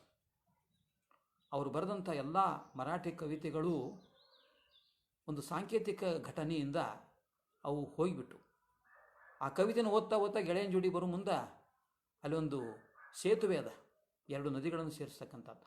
ಆ ಸೇತುವೆ ಮೇಲೆ ನಡೆಯುವ ಕಾಲಕ್ಕೆ ಬೇಂದ್ರೆಯವರು ಕವಿತಾ ಓದ್ಕೋತ ಹೊರಟಿದ್ದಾರೆ. ಬಿರುಗಾಳಿ ಬರ್ತದೆ. ಆ ಬಿರುಗಾಳಿಗೆ ಬೀಸಿದಾಗ ಕವಿತೆಯ ಹಾಳೆಗಳೆಲ್ಲ ಹಾರಿ ಹೋಗಿ ನದಿಯಲ್ಲಿ ಮುಳುಗಿ ಬಿಡ್ತಾವೆ. ಇದೊಂದು ಸಾಂಕೇತಿಕ ಘಟನೆ. ಅಂದ್ರೆ ನೀನು ಬರೀಬೇಕಾದದ್ದು ಕನ್ನಡ ಕಾವ್ಯವೇ ಹೊರತು ಮರಾಠಿ ಅಲ್ಲ ಅಥವಾ ಇಂಗ್ಲೀಷ್ ಅಲ್ಲ. ಇಂಗ್ಲೀಷ್ ಮತ್ತು ಮರಾಠಿಯೊಳಗೆ ಏನಿದೆ ಅದನ್ನು ಕನ್ನಡಕ್ಕೆ ತಗೊಂಡು ಕನ್ನಡಿಗರಿಗೆ ನಾವು ಕೊಡಬೇಕು. ಇದು ಬೇಂದ್ರೆಯವರು ತೆಗೆದುಕೊಂಡಂಥ ಒಂದು ಸಂಕಲ್ಪದಿಂದಲೇ ಅವರು 1918ಕ್ಕೆ ತಮ್ಮ ಮನೆಗೆ ಬರ್ತಾರೆ, ಸಾಧನಿಕರಿಗೆ ಬರ್ತಾರೆ. ಬಂದು ಧಾರವಾಡದಲ್ಲಿ ಆಗ ನಡೀತಕ್ಕಂಥ ಚಳವಳಿ ಏನವಲ್ಲ, ಏಕೀಕರಣ ಚಳವಳಿ, ಆಲೂರು ವೆಂಕಟರಾಯರು ಎಲ್ಲ ನಡೆಸಿದಂಥ ಚಳವಳಿ, ಆ ಚಳವಳಿಯೊಳಗೆ ಒಂದಾಗ್ತಾರೆ. ಕನ್ನಡಿಗರನ್ನು ಜಾಗೃತಿ ಮಾಡಬೇಕು, ಇದು ಭಾಷಣಗಳಿಂದ ನಡೆಯಂಗಿಲ್ಲ, ಇದಕ್ಕಾಗಿ ನಾನು ತಯಾರಾಗಬೇಕು. ಅದಕ್ಕೆ ಮೊಟ್ಟ ಮೊದಲು ಬೇಂದ್ರೆ ತಮ್ಮ ಅಂಬಿಕಾತನಯದತ್ತನನ್ನು ಪ್ರಕಟಗೊಳಿಸಿ 1918ರಲ್ಲಿ ಪ್ರಭಾತ್ ಪತ್ರಿಕೆಯೊಳಗೆ ಆ ಕವಿತೆ ಬಂತು. ಅದು ಸಂಕಲ್ಪ ಕವಿತೆ ಅಂತ ಹೇಳ್ಬೋದು. ಆ ನಂತರ ಅವರು ತಮ್ಮ ವ್ಯುತ್ಪತ್ತಿ ಜ್ಞಾನವನ್ನು ದಿನದಿಂದ ದಿನಕ್ಕೆ ಬೆಳೆಸ್ಕೋತೇ ಹೋದರು. ಅವರು ಕನ್ನಡ ಕಾವ್ಯ ಗಟ್ಟಿಮುಟ್ಟಿ ಆಗಬೇಕಲ್ಲ, ಕಾವ್ಯಕ್ಕೆ ಬೇಕಾದಂಥ ವಸ್ತು ಅದು ಎಲ್ಲ ಅಂಶಗಳಿಂದ ಒಳಗೊಂಡಿರಬೇಕದು. ಕವಿತೆಗೆ ಬೇಕಾಗಿರುವಂಥ ಹೊಸ ಹೊಸ ಲಯಗಳು, ಛಂದಸ್ಸು, ಹೊಸ ಹೊಸ ಪದಗಳು, ಇವೆಲ್ಲ ನಾವು ಸೇರಿಸ್ಕೋಬೇಕಾಗ್ತದೆ. ಬೇಂದ್ರೆ ಅದಕ್ಕಾಗಿ ಶ್ರಮಪಟ್ಟರು. ಅವ್ರ ಹತ್ರ ಯಾವತ್ತಲೂ ಕಿಟ್ಟೆಲ್ಲರ ಕನ್ನಡ ಇಂಗ್ಲೀಷ್ ಕೋಶ ಇರ್ತಿತ್ತು. ಆ ಕನ್ನಡ ಇಂಗ್ಲೀಷ್ ಕೋಶದೊಳಗೆ ಬರೀ ಶಬ್ದಾರ್ಥ ಅಲ್ಲ, ಶಬ್ದಗಳು ಎಲ್ಲೆಲ್ಲಿ ಅರ್ಥಗಳಿಂದ ಎಲ್ಲಿ ಬಳಕೆಯಾಗಿವೆ, ಗಾದೆ ಮಾತುಗಳಲ್ಲಿ, ಹಳೆಗನ್ನಡ ಕಾವ್ಯಗಳಲ್ಲಿ ಹೇಗೆ ಪ್ರಕಟವಾಗಿದೆ, ಅವುಗಳನ್ನು ನಾನು ಗಮನಿಸಿ ನನ್ನವನ್ನಾಗಿ ಮಾಡ್ಕೋಬೇಕು. ನನ್ನ ಕಲ್ಪನೆ, ನನ್ನ ಅನುಭವ, ನನ್ನ ವಿಚಾರ, ಇವುಗಳಿಗೆ ಆ ಪದಗಳನ್ನು ಒಗ್ಗಿಸಿಕೊಡಬೇಕು. ಇದು ಭಾಳ ಉಪಾಯದಿಂದ ಮಾಡಬೇಕಾದ, ಜಾಣತನದಿಂದ ಮಾಡಬೇಕಾದ ಮತ್ತು ಅಷ್ಟೇ ಶ್ರಮದಿಂದ, ಬೌದ್ಧಿಕ ಶ್ರಮ ಅನ್ಬಹುದು, ಅದನ್ನು ಬೇಂದ್ರೆ ಅವರು ಸಾಧಿಸಲಿಕ್ಕೆ ಆರಂಭ ಮಾಡಿದರು. ಅದು ಒಂದು ಸಂಕಲ್ಪವೇ ಆಯಿತು. ಅವರಿಗೆ ಅನುಕೂಲಕರವಾಗಿರುವಂಥ ಒಂದು ವಾತಾವರಣ ಕೂಡ ಧಾರವಾಡದಲ್ಲಿ ಇತ್ತು. ಅವರು ಬೇಂದ್ರೆ ಅವರ ವಿಶೇಷತೆ ಅಂತಂದ್ರೆ ಅವರು ದೇಶಿ ಮನುಷ್ಯರು. ಅವರಲ್ಲೇ ಜಾನಪದವೂ ಇದೆ. ಜಾನಪದದ ದೇಶಿತನ, ಸಹಜತೆ, ಜನಸಾಮಾನ್ಯರ ಜೊತೆಗೆ ಇರ್ತಕ್ಕಂಥದ್ದು, ಜೊತೆಗೆ ಶಿಷ್ಟತೆ, ಪಾಂಡಿತ್ಯ ಅಂತ ಹೇಳ್ಬೋದು, ಎರಡೂ ಇವೆ. ಎರಡನ್ನೂ ಸೇರಿಸಿಕೊಂಡು ಹೊಸಗನ್ನಡ ಕಾವ್ಯವನ್ನು ರೂಪಿಸಬೇಕು, ಅದನ್ನು ನಾನು ಬರಿಬೇಕು. ಇದು ಅವರು ತೆಗೆದುಕೊಂಡಂಥ ಸಂಕಲ್ಪ. ಆ ಸಂಕಲ್ಪದಿಂದನೇ ಅವರಿಗೆ ದೇಶಿ ಶಾಲೆ, ಅವರು ಕಲಿತ ಶಾಲೆನೇ ಅದು ವಿದ್ಯಾರಣ್ಯ ಹೈಸ್ಕೂಲ್, ವಿಕ್ಟೋರಿಯಾ ಹೈಸ್ಕೂಲ್ ಅಂತಿದ್ರು ಅದಕ್ಕೆ. ಆ ಹೈಸ್ಕೂಲಿನ ಅಧ್ಯಾಪಕರಾದರು. ಅಧ್ಯಾಪನದ ಜೊತೆಗೇ ಅವರು ಮಾಡಿದಂಥ ಇನ್ನೊಂದು ಭಾಳ ಮಹತ್ವದ ಕೆಲಸ ಅಂತಂದ್ರೆ ಗೆಳೆಯರ ಗುಂಪು ಕಟ್ಟಿದರು. ಗೆಳೆಯರ ಗುಂಪು ಕಟ್ಟುವಾಗ ಅವ್ರಿಗೆ ಎರಡು ಉದ್ದೇಶ ಇತ್ತು. ಒಂದು, ತಾನು ಬರೆಯುತ್ತಿರುವ ಕವನಗಳನ್ನು ಕೇಳಿಸಿಕೊಳ್ಳುವಂಥ, ಆ ಕವನಗಳಿಗೆ ಪ್ರತಿಸ್ಪಂದಿಸುವಂಥ ರಸಿಕರು, ಓದುಗರು, ಸಹೃದಯರು ಬೇಕಾಗಿತ್ತು. ಅವರನ್ನು ಕಟ್ಟಿದರು. ಕವಿತೆ ತಾನು ಕಟ್ತೀನಿ, ಆದ್ರೆ ಕವಿತೆ ಸಮಾಜಕ್ಕೆ ಹೋಗಬೇಕಲ್ಲ, ಯಾರು ಕೇಳ್ತಾರೋ ಅವ್ರಿಗೆ ಮುಟ್ಟಿಸ್ಬೇಕಲ್ಲ. ಕವಿಗೆ ಬೇಕಾಗಿದ್ದೇನು ಅಂತಂದ್ರೆ ಎರಡು ಕಿವಿ ಅಂತ ಹೇಳ್ತಾರೆ, ಬೇಂದ್ರೆ ಅವರು ಹೇಳಿದ್ದು. ಆದ್ದರಿಂದ ಅವರು ಅನೇಕ ಕಿವಿಗಳನ್ನು ಸಿದ್ಧ ಮಾಡಿದರು, ಗೆಳೆಯರ ಗುಂಪು ಕಟ್ಟಿದರು. ಉತ್ಸಾಹಿತರಾದಂಥ ತರುಣರನ್ನು ಬರೀಬೇಕು, ನಾವು ಬರೀಬೇಕು, ನಾವು ಓದಬೇಕು, ನಾವು ಬುದ್ಧಿವಂತರಾಗಬೇಕು, ಜಾಗೃತರಾಗಬೇಕು ಅನ್ನುವಂಥ ಒಂದು ಪಡೆ ಸಿದ್ಧವಾಯಿತು. ಗೆಳೆಯರ ಗುಂಪು 1920-21 ಶುರುವಾಗಿ ಸುಮಾರು 10 ವರ್ಷ ಅವ್ರು ಮಾಡಿದ್ದೇನು ಅಂತಂದರೆ, ಬೇಂದ್ರೆ ಅವರು ಅಂಬಿಕಾತನಯ ದತ್ತ ಕೇವಲ ಒಬ್ಬ ತನ್ನಷ್ಟಕ್ಕೆ ತಾನೇ ಬರೆಯುವ ಕವಿ ಅಲ್ಲ, ಅವನು ಕನ್ನಡ ಸಮಾಜದ, ಕನ್ನಡ ನಾಡಿನ, ಕನ್ನಡ ಭಾಷೆಯ ಹೊಸ ಹುಟ್ಟಿಗಾಗಿ ಪ್ರಯತ್ನ ಮಾಡತಕ್ಕಂಥ ಒಬ್ಬ ಕ್ರಿಯಾಶೀಲ ವ್ಯಕ್ತಿ. ವ್ಯಕ್ತಿಗೆ ಬೇಕಾಗಿದ್ದು ಶಕ್ತಿ. ಆ ಶಕ್ತಿಯನ್ನು ಅವರು ಬೆಳೆಸಿಕೊಳ್ಳುವ ಕೆಲಸವನ್ನೇ ತಮ್ಮ ಮುಂದಿನ 10-20 ವರ್ಷಗಳ ಕಾಲ ಮಾಡಿದರು. ಗೆಳೆಯರ ಗುಂಪು ಅದು ಮಾಡಿದ ಇನ್ನೊಂದು ಮಹತ್ವದ ಕೆಲಸ ಅಂತಂದ್ರೆ, ಬರೆದ ಕವನಗಳು ಪ್ರಕಟ ಆಗಬೇಕಲ್ಲ, ಜನರಿಗೆ ಮುಟ್ಟಬೇಕಲ್ಲ, ಓದಲಿಕ್ಕೆ ಬರಬೇಕಲ್ಲ. ಆದ್ದರಿಂದ ಅವರು ಕವಿತೆಗಳ ಜೊತೆಗೆ ಹೊಸ ಹೊಸ ವಿಚಾರಗಳು, ಏನೊಂದು ಪ್ರತಿಭೆಯನ್ನು ಪ್ರಭಾವವನ್ನು ಪಡೆದಿದ್ರಲ್ಲ, ಬೇರೆ ಬೇರೆ ಕವಿಗಳಿಂದ, ದೇಶ ವಿದೇಶ ಕವಿಗಳಿಂದ ಪ್ರಭಾವ ಪಡೆದಿದ್ದರು. ಆ ಪ್ರಭಾವ ಪಡೆದದ್ದನ್ನು ಪ್ರಬಂಧಗಳ ಮೂಲಕ ಅವರು ಓದುಗರಿಗೆ ಕೊಡಬೇಕಾಗಿತ್ತು. ಆದ್ದರಿಂದ ಅವರು ಗೆಳೆಯರ ಗುಂಪು ಒಂದು ಪತ್ರಿಕೆಯನ್ನೇ, ಅದು ಜಯ ಕರ್ನಾಟಕ ಪತ್ರಿಕೆ, ಅದನ್ನು ಆಲೂರು ವೆಂಕಟರಾಯರಿಂದ ಖರೀದಿ ಮಾಡಿ ಆ ಪತ್ರಿಕೆಯನ್ನು ನಡೆಸಲಿಕ್ಕೆ ಶುರು ಮಾಡಿದರು. ಬೇಂದ್ರೆ ಅವರ ಜೊತೆಗೆ ಶಂಭಾ ಜೋಶಿ ಇದ್ದರು, ಜಿ ವಿ ಜೋಶಿ ಇದ್ದರು, ಮನೋಹರ ಗ್ರಂಥಮಾಲೆಯ ಮುಂದಿನ ಪ್ರಕಾಶಕರು, ಆನಂತರ ಅನೇಕ ಗೆಳೆಯರಿದ್ದರು, ಯುವ ತರುಣರಿದ್ದರು. ಅಂಥವ್ರನ್ನೆಲ್ಲ ಕಟ್ಟಿಕೊಂಡು ಅವರು ಪತ್ರಿಕೆಗಳ ಮೂಲಕ, ಭಾಷಣಗಳ ಮೂಲಕ, ಕಾವ್ಯವಾಚನದ ಮೂಲಕ ಕಾವ್ಯವನ್ನು ಅವರು ಹರಡಲಿಕ್ಕೆ ಶುರು ಮಾಡಿದರು. ಒಂದು ರೀತಿಯಿಂದ ಉತ್ತರ ಕರ್ನಾಟಕದಲ್ಲಿ ಸಾಹಿತ್ಯದ ಪರಿಜ್ಞಾನ, ಸಾಹಿತ್ಯ ಕೂಡ ಒಂದು ಜನಜೀವನದ ಪ್ರೊಡಕ್ಟಿವ್ ಆಗಿರತಕ್ಕಂಥದ್ದು, ಅಂದರೆ ಒಂಥರ ಉತ್ಪಾದಕತಾ ಗುಣವುಳ್ಳಂಥದ್ದು. ಕನ್ನಡ ನಾಡಿಗೆ ಅದು ಬೇಕಾಗಿತ್ತು. ಆ ಜಾಗೃತಿ ಜೊತೆಗೆ ಕೆಲಸವನ್ನು ಅವರು ಮಾಡಿದರು. ಹೀಗೆ ಬೇಂದ್ರೆ ತಮ್ಮ ಪ್ರತಿಭೆಯನ್ನು ಬೆಳಗುವಂತಹ, ಪ್ರತಿಭೆಯನ್ನು ಬೆಳೆಸ್ತಕ್ಕಂಥ ಕೆಲಸವನ್ನು ಕೂಡ ತಮ್ಮ ವ್ಯುತ್ಪತ್ತಿ ಜ್ಞಾನಗಳಿಂದ ಮಾಡಿದರು. ಅಗಾಧವಾದ ಜ್ಞಾನಿ ಅವರು. ಅವರ ಒಟ್ಟು ಕಾವ್ಯವನ್ನು ನೋಡಿದಾಗ ಅದು ಜ್ಞಾನದ ಶೋಧನೆ ಅಂತ ಅನ್ನಿಸ್ತದೆ ನಮಗೆ. ಯಾಕಂದ್ರೆ ಜ್ಞಾನ ವಿಸ್ತಾರ ಆಕೋತ ಹೋಗ್ತಿರ್ತದೆ, ಜಗತ್ತು ವಿಸ್ತಾರ ಆಕೋತ ಹೋಗ್ತಿರ್ತದೆ. ವಿಸ್ತಾರವಾಗುವಂಥ ಜಗತ್ತಿನ ಪ್ರಮುಖವಾಗಿರುವಂಥ ಜ್ಞಾನ ನನಗೆ ಬೇಕು, ಅದು ಕನ್ನಡದ ಜ್ಞಾನ, ಕನ್ನಡಕ್ಕೆ ಅದು ದಕ್ಕಬೇಕು ಅನ್ನೋದೇ ಅವರ ವಿಷಯ ಇತ್ತು. ಹೀಗಾಗಿ ಅನೇಕ ವಿಷಯಗಳಲ್ಲಿ ಬೇಂದ್ರೆ ಅವರಿಗೆ ಆಸಕ್ತಿ ಹುಟ್ಟಿತು ಮತ್ತು ಅವನ್ನು ಗ್ರಹಿಸುವಂತಹ ಒಂದು ಬುದ್ಧಿವಂತಿಕೆ, ಗ್ರಹಣ ಶಕ್ತಿ ಬೇಂದ್ರೆ ಅವರಿಗಿತ್ತು. ಅವರು ಇವತ್ತು ದೊಡ್ಡ ಕವಿ ಅನಿಸ್ಕೊಳ್ಳೋದು ಕೇವಲ ಸುಂದರವಾದಂಥ ಕವಿತೆಗಳನ್ನು ಬರೆದ್ರು, ನಮ್ಮ ಮನಸ್ಸಿಗೆ ನಾಟಿಸುವಂಥ ಕವಿತೆಗಳನ್ನು ಬರೆದ್ರು ಅನ್ನೋದಕ್ಕೆ ಮಾತ್ರ ಅಲ್ಲ. ಅದರ ಜೊತೆಗೇ ಆ ಕವಿತೆಗಳಿರುವಂಥ ವಸ್ತು ಏನಿದೆಯಲ್ಲ, ಭಾವಕೋಶ ಅಂತಂತೀವಲ್ಲ, ಆ ಭಾವಕೋಶವನ್ನು ಅವರು ತುಂಬ್ಕೋತೇ ಬಂದರು. 1918ರಿಂದ ಶುರುವಾದಂಥ ಬೇಂದ್ರೆ ಕಾವ್ಯದ ಈ ಯಾತ್ರೆ 1981ರವರೆಗೆ ಸುಮಾರು 63 ವರ್ಷ ಅಂತ ಹೇಳ್ಬೋದು. 63 ವರ್ಷಗಳ ಕಾಲ ಅಂಬಿಕಾತನಯ ದತ್ತರಾಗಿ ಅವರು ಕವಿಯಾಗಿ ನಮಗೆ ಕನ್ನಡ ಕಾವ್ಯದ, ವಿಶೇಷವಾಗಿ ಹೊಸಗನ್ನಡ ಕಾವ್ಯಕ್ಕೆ ಒಂದು ದಿಕ್ಕು ತೋರಿಸಿದರು. ಅದು ದಿಕ್ಕು ಕೇವಲ ಅವರ ಕಾಲಕ್ಕೆ ಮಾತ್ರ ಸೀಮಿತ ಅಲ್ಲದು. ಈಗೂ ಕೂಡ ಬೇಂದ್ರೆ ಅವರ ಬೇರೆ ಬೇರೆ ಪದ್ಯಗಳು ನಮಗೆ ಬೇರೆ ಬೇರೆ ಸಂದರ್ಭಗಳಲ್ಲಿ ನಮಗವು ಬಂದು ತಾಕ್ತಾವೆ, ನಮ್ಮ ಭಾವಕೋಶಕ್ಕೆ ಅವು ತುಂಬಿಕೊಳ್ತಾವೆ. ಒಟ್ಟಿನಲ್ಲಿ ಬೇಂದ್ರೆ ಹೇಳುವುದೇನು ಅಂತಂದ್ರೆ, ರಸವೇ ಜನನ ವಿರಸಮರಣ ಸಮರಸವೇ ಜೀವನ ಅಂತ ಹೇಳ್ತಾರಲ್ಲ, ಆ ಮಾತಿಗೆ ಅನುಗುಣವಾಗಿ ಬೇಂದ್ರೆ ಕೇವಲ ಒಂದು ಘೋಷಣೆ ಮಾಡಲಿಲ್ಲ. ಆ ಘೋಷಣೆ ಜೊತೆಗೇ ನನ್ನ ಕಾವ್ಯದ ಮಾರ್ಗ ಇದು, ನಾನು ಮಾಡುವ ಪ್ರಯತ್ನಗಳಿವು, ಈ ಪ್ರಯತ್ನ ಓದುಗರಿಗೆ ಮುಟ್ಟಬೇಕು, ಓದುಗರು ಅಥವಾ ಕೇಳುಗರು ಅಥವಾ ಸಹೃದಯರು ಕನ್ನಡ ನಾಡಿನ ತುಂಬ ಬರಬೇಕು. ಹಾಗೆ ಬಂದಾಗ ಕನ್ನಡ ನಾಡಿಗೆ ಒಂದು ಹೊಸ ಕಳೆ ಬರ್ತದೆ, ಜಾಗೃತಿ ಬರ್ತದೆ, ನಾಡಿನ ಏಕೀಕರಣ ಆಗ್ತದೆ. ಏಕೀಕರಣ ಜೊತೆಗೆ ಉಳಿದ ಅಭಿವೃದ್ಧಿಗಳು ಕೂಡ ಆಗ್ತಾವೆ. ಎಷ್ಟೋ ಜನ ಕೇಳ್ತಾರೆ ಕಾವ್ಯದಿಂದ ಏನು ಅಭಿವೃದ್ಧಿ ಆಗ್ತದಂತ. ಆಗ್ತಕ್ಕಂಥ ಅಭಿವೃದ್ಧಿ ಅಂತಂದ್ರೆ ಅದು ಮಾನಸಿಕವಾದದ್ದು, ಅದು ಬೌದ್ಧಿಕವಾದದ್ದು. ಬೇಂದ್ರೆ ಕನ್ನಡಿಗರ ಮನಸ್ಸನ್ನು ಬೆಳೆಸುವಂತಹ, ಕನ್ನಡಿಗರ ಕಣ್ಣುಗಳನ್ನು ಜಗತ್ತಿನ ಕಡೆ ನೋಡುವಂತಹ ಕವಿತೆಗಳನ್ನು ಬರೆದಿದ್ದಾರೆ ಅನ್ನೋದು ನಾವು ಗಮನಿಸಬೇಕು. ಈ ಅಂಬಿಕಾತನಯದತ್ತಿದ್ದಾನಲ್ಲ, ಇವ ಎಂಥವನು ಅಂತ ಅವರಿಗೆ ಒಂದು ಪ್ರಶ್ನೆ ಆಗಿತ್ತು. ಅಂಥ ಒಂದು ಪ್ರಶ್ನೆ ಇಟ್ಟುಕೊಂಡೇ ಅವರು ಬರೆದಂಥ 2 ಪದ್ಯಗಳನ್ನು ನಾವು ಗಮನಿಸಬೇಕು. ಒಂದು ಪದ್ಯ ಅಂಬಿಕಾತನಯ ದತ್ತ ಅಂತ. ಯಾರಿವನು? ಇವ ಬೇಂದ್ರೆ ಹೌದು, ವ್ಯಾವಹಾರಿಕವಾಗಿ ಬೇಂದ್ರೆ. ಆದರೆ ಇವ ಈ ಜಗತ್ತಿಗೆ ಹೇಗೆ ಬಂದ? ಇವನ ಮೂಲ ಏನು? ಇವೊಬ್ಬ ಮನುಷ್ಯನು ಆಗಿದ್ದು ಹೇಗೆ? ಮನುಷ್ಯನಾಗಿ ಮತ್ತು ಅದರೊಳಗೆ ಕವಿ ಆಗಬೇಕು ಹೇಗೆ ಅನ್ನೋದನ್ನು ಅವರು ಭಾಳ ಸುಂದರವಾದಂಥ ರೀತಿಯೊಳಗನೆ ಆ ಕವಿತೆಯೊಳಗೆ ತೋರಿಸಿಕೊಟ್ಟಿದ್ದಾರೆ. ಆ ಕವಿತೆಯ ಸಾಲುಗಳನ್ನು ನಾವೀಗ ನೋಡ್ಬೋದು. ಆ ಕವಿತೆ ಅಂಬಿಕಾತನಯ ದತ್ತ ಅಂತ. ಈ ಕವನದೊಳಗೆ ಬೇಂದ್ರೆ ಅವರು ತಾನು ಒಂದು ಅಣುರೂಪಿಯಾಗಿ ಇದ್ದೆ, ಆ ಅಣುರೂಪಿಯಾದಂಥ ಪದಾರ್ಥವನ್ನು ತಂದೆಯಾದವನು ನನ್ನ ತಾಯಿಯ ಗರ್ಭದಲ್ಲಿ ಸೇರಿಸಿದ. ಆ ಗರ್ಭ ಕಮಲದಲ್ಲಿ ನಾನು ಹುಟ್ಟಿ ಬೆಳೆದು ಈ ಭೂಮಿಗೆ ಬಂದೆ. ಈ ಭೂಮಿಗೆ ಬಂದಾಗ ನನಗೆ ರಕ್ಷಣೆ ಮತ್ತು ಪ್ರೀತಿ, ಯಾವುದೇ ಮನುಷ್ಯನ ಅಸ್ತಿತ್ವ ಇರುವುದು ಎರಡರಲ್ಲೂ.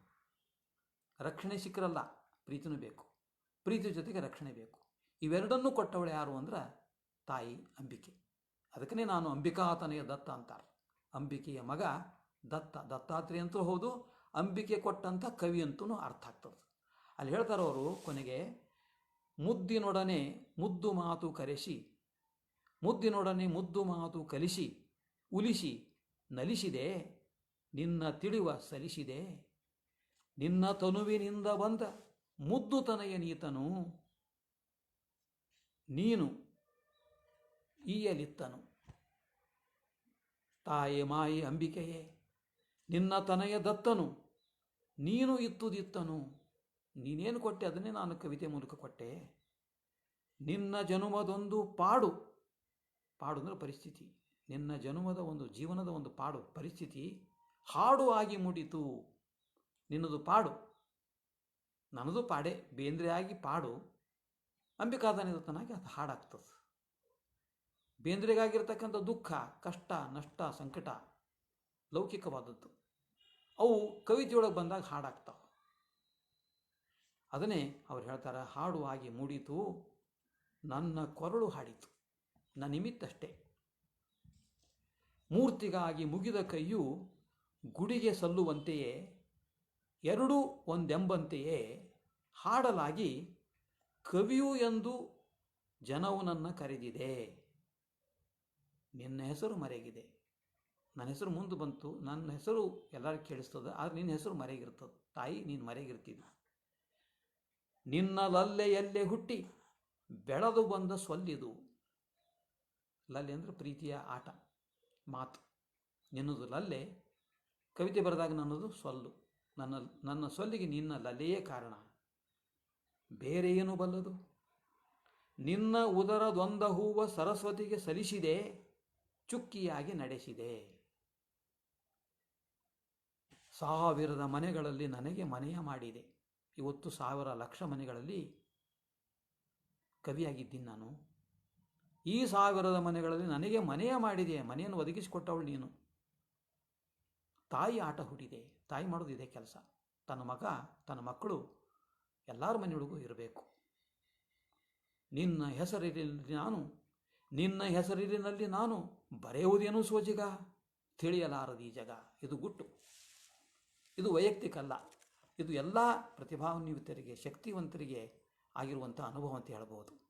ಯಾವುದೇ ಶಕ್ತಿ ನಾವು ಜಗತ್ತಿಗೆ ಕೊಡಬೇಕಾಗಿದ್ರೆ ಆ ಶಕ್ತಿ ಮೂಲ ಕೊಟ್ಟದ್ದು ತಾಯಿ ಅನ್ನೋದನ್ನು ಬೇಂದ್ರೆ ಭಾಳ ಕೃತಜ್ಞತೆಯಿಂದ, ಧನ್ಯತೆಯಿಂದ ನೆನೆಸ್ತಾರೆ. ಬೇಂದ್ರೆಯವರ ಪ್ರತಿಭೆಗೆ ಪ್ರೀತಿ ಮೂಲ ವಸ್ತು. ತಾಯಿಯ ಪ್ರೀತಿ, ಗೆಳೆಯರ ಪ್ರೀತಿ, ಹೆಂಡತಿಯ ಪ್ರೀತಿ, ಜಗತ್ತಿನ ಪ್ರೀತಿ, ಜನರ ಪ್ರೀತಿ, ಇದನ್ನು ಅವರು ಬೆಳೆಸ್ಕೋತೆ ಹೋಗ್ತಾರೆ. ಯಾಕಂದ್ರೆ ಒಂದು ಕಾವ್ಯ ಓದುಗನಿಗೆ ತಿಳಿಬೇಕಾಗಿದ್ದರೆ ಅದರ ವಾಹಕ ಯಾವುದು ಅಂದ್ರೆ ಪ್ರೀತಿ. ನನ್ನಲ್ಲಿ ಪ್ರೀತಿ ಇರಬೇಕು, ಪ್ರೀತಿ ತುಂಬಬೇಕು. ಆ ಪ್ರೀತಿಯಿಂದಲೇ ನಾನು ಕಾವ್ಯವನ್ನು ಹೇಳಬೇಕು, ಕೊಡಬೇಕು, ಕೇಳಿಸ್ಬೇಕು. ಕೇಳಿಸಿಕೊಂಡವರಲ್ಲಿ ಕೂಡ ಪ್ರೀತಿ ಮರುಹುಟ್ಟನ್ನು ಪಡೀತದೆ. ಹೀಗಾಗಿ ಬೇಂದ್ರೆ ಕಾವ್ಯದ ಮೂಲ ಪ್ರೀತಿ ಅಂತಲೇ ಹೇಳ್ಬೋದು. ಪ್ರೀತಿಗೆ ಅನೇಕ ಮುಖಗಳಿವೆ. ಅದು ಭಕ್ತಿ ಕೂಡ ಆಗಿ ಬೆಳೀತದೆ. ಶಾಂತಿ ರಸವೇ ಪ್ರೀತಿಯಿಂದ ಮೈದೂರಿತಣ್ಣ, ಇದು ಬರಿ ಬೆಳಗಲ್ಲು ಅಣ್ಣ ಅಂತ ಒಂದು ಕವಿತೆ, ಬೆಳಗು ಕವಿತೆಗಳು ಹೇಳ್ತಾರಲ್ಲ, ಆ ಬೆಳಗು ಕವಿತೆ ಎರಡು ಅರ್ಥದಲ್ಲಿ ತಗೋಬೇಕು. ಒಂದು, ಬೇಂದ್ರೆ ಅವರು ಕವಿಯಾಗುವ ಹಂತದಲ್ಲಿ ಬೆಳೀತಕ್ಕಂಥ ಕವಿ ಅವರು. ಸಾರ್ಥಕ ಕವಿ ಆಗಬೇಕನ್ನುವಂಥ ಸಂಕಲ್ಪದಿಂದ ಅವರು ಹೊರಟಾಗ ಅವರಿಗೆ ಆದಂಥ ಅನುಭವಗಳೇನವಲ್ಲ, ಅದು ಲೌಕಿಕ ಅನುಭವನೂ ಹೌದು, ಅಲೌಕಿಕ ಅನುಭವನೂ ಹೌದು.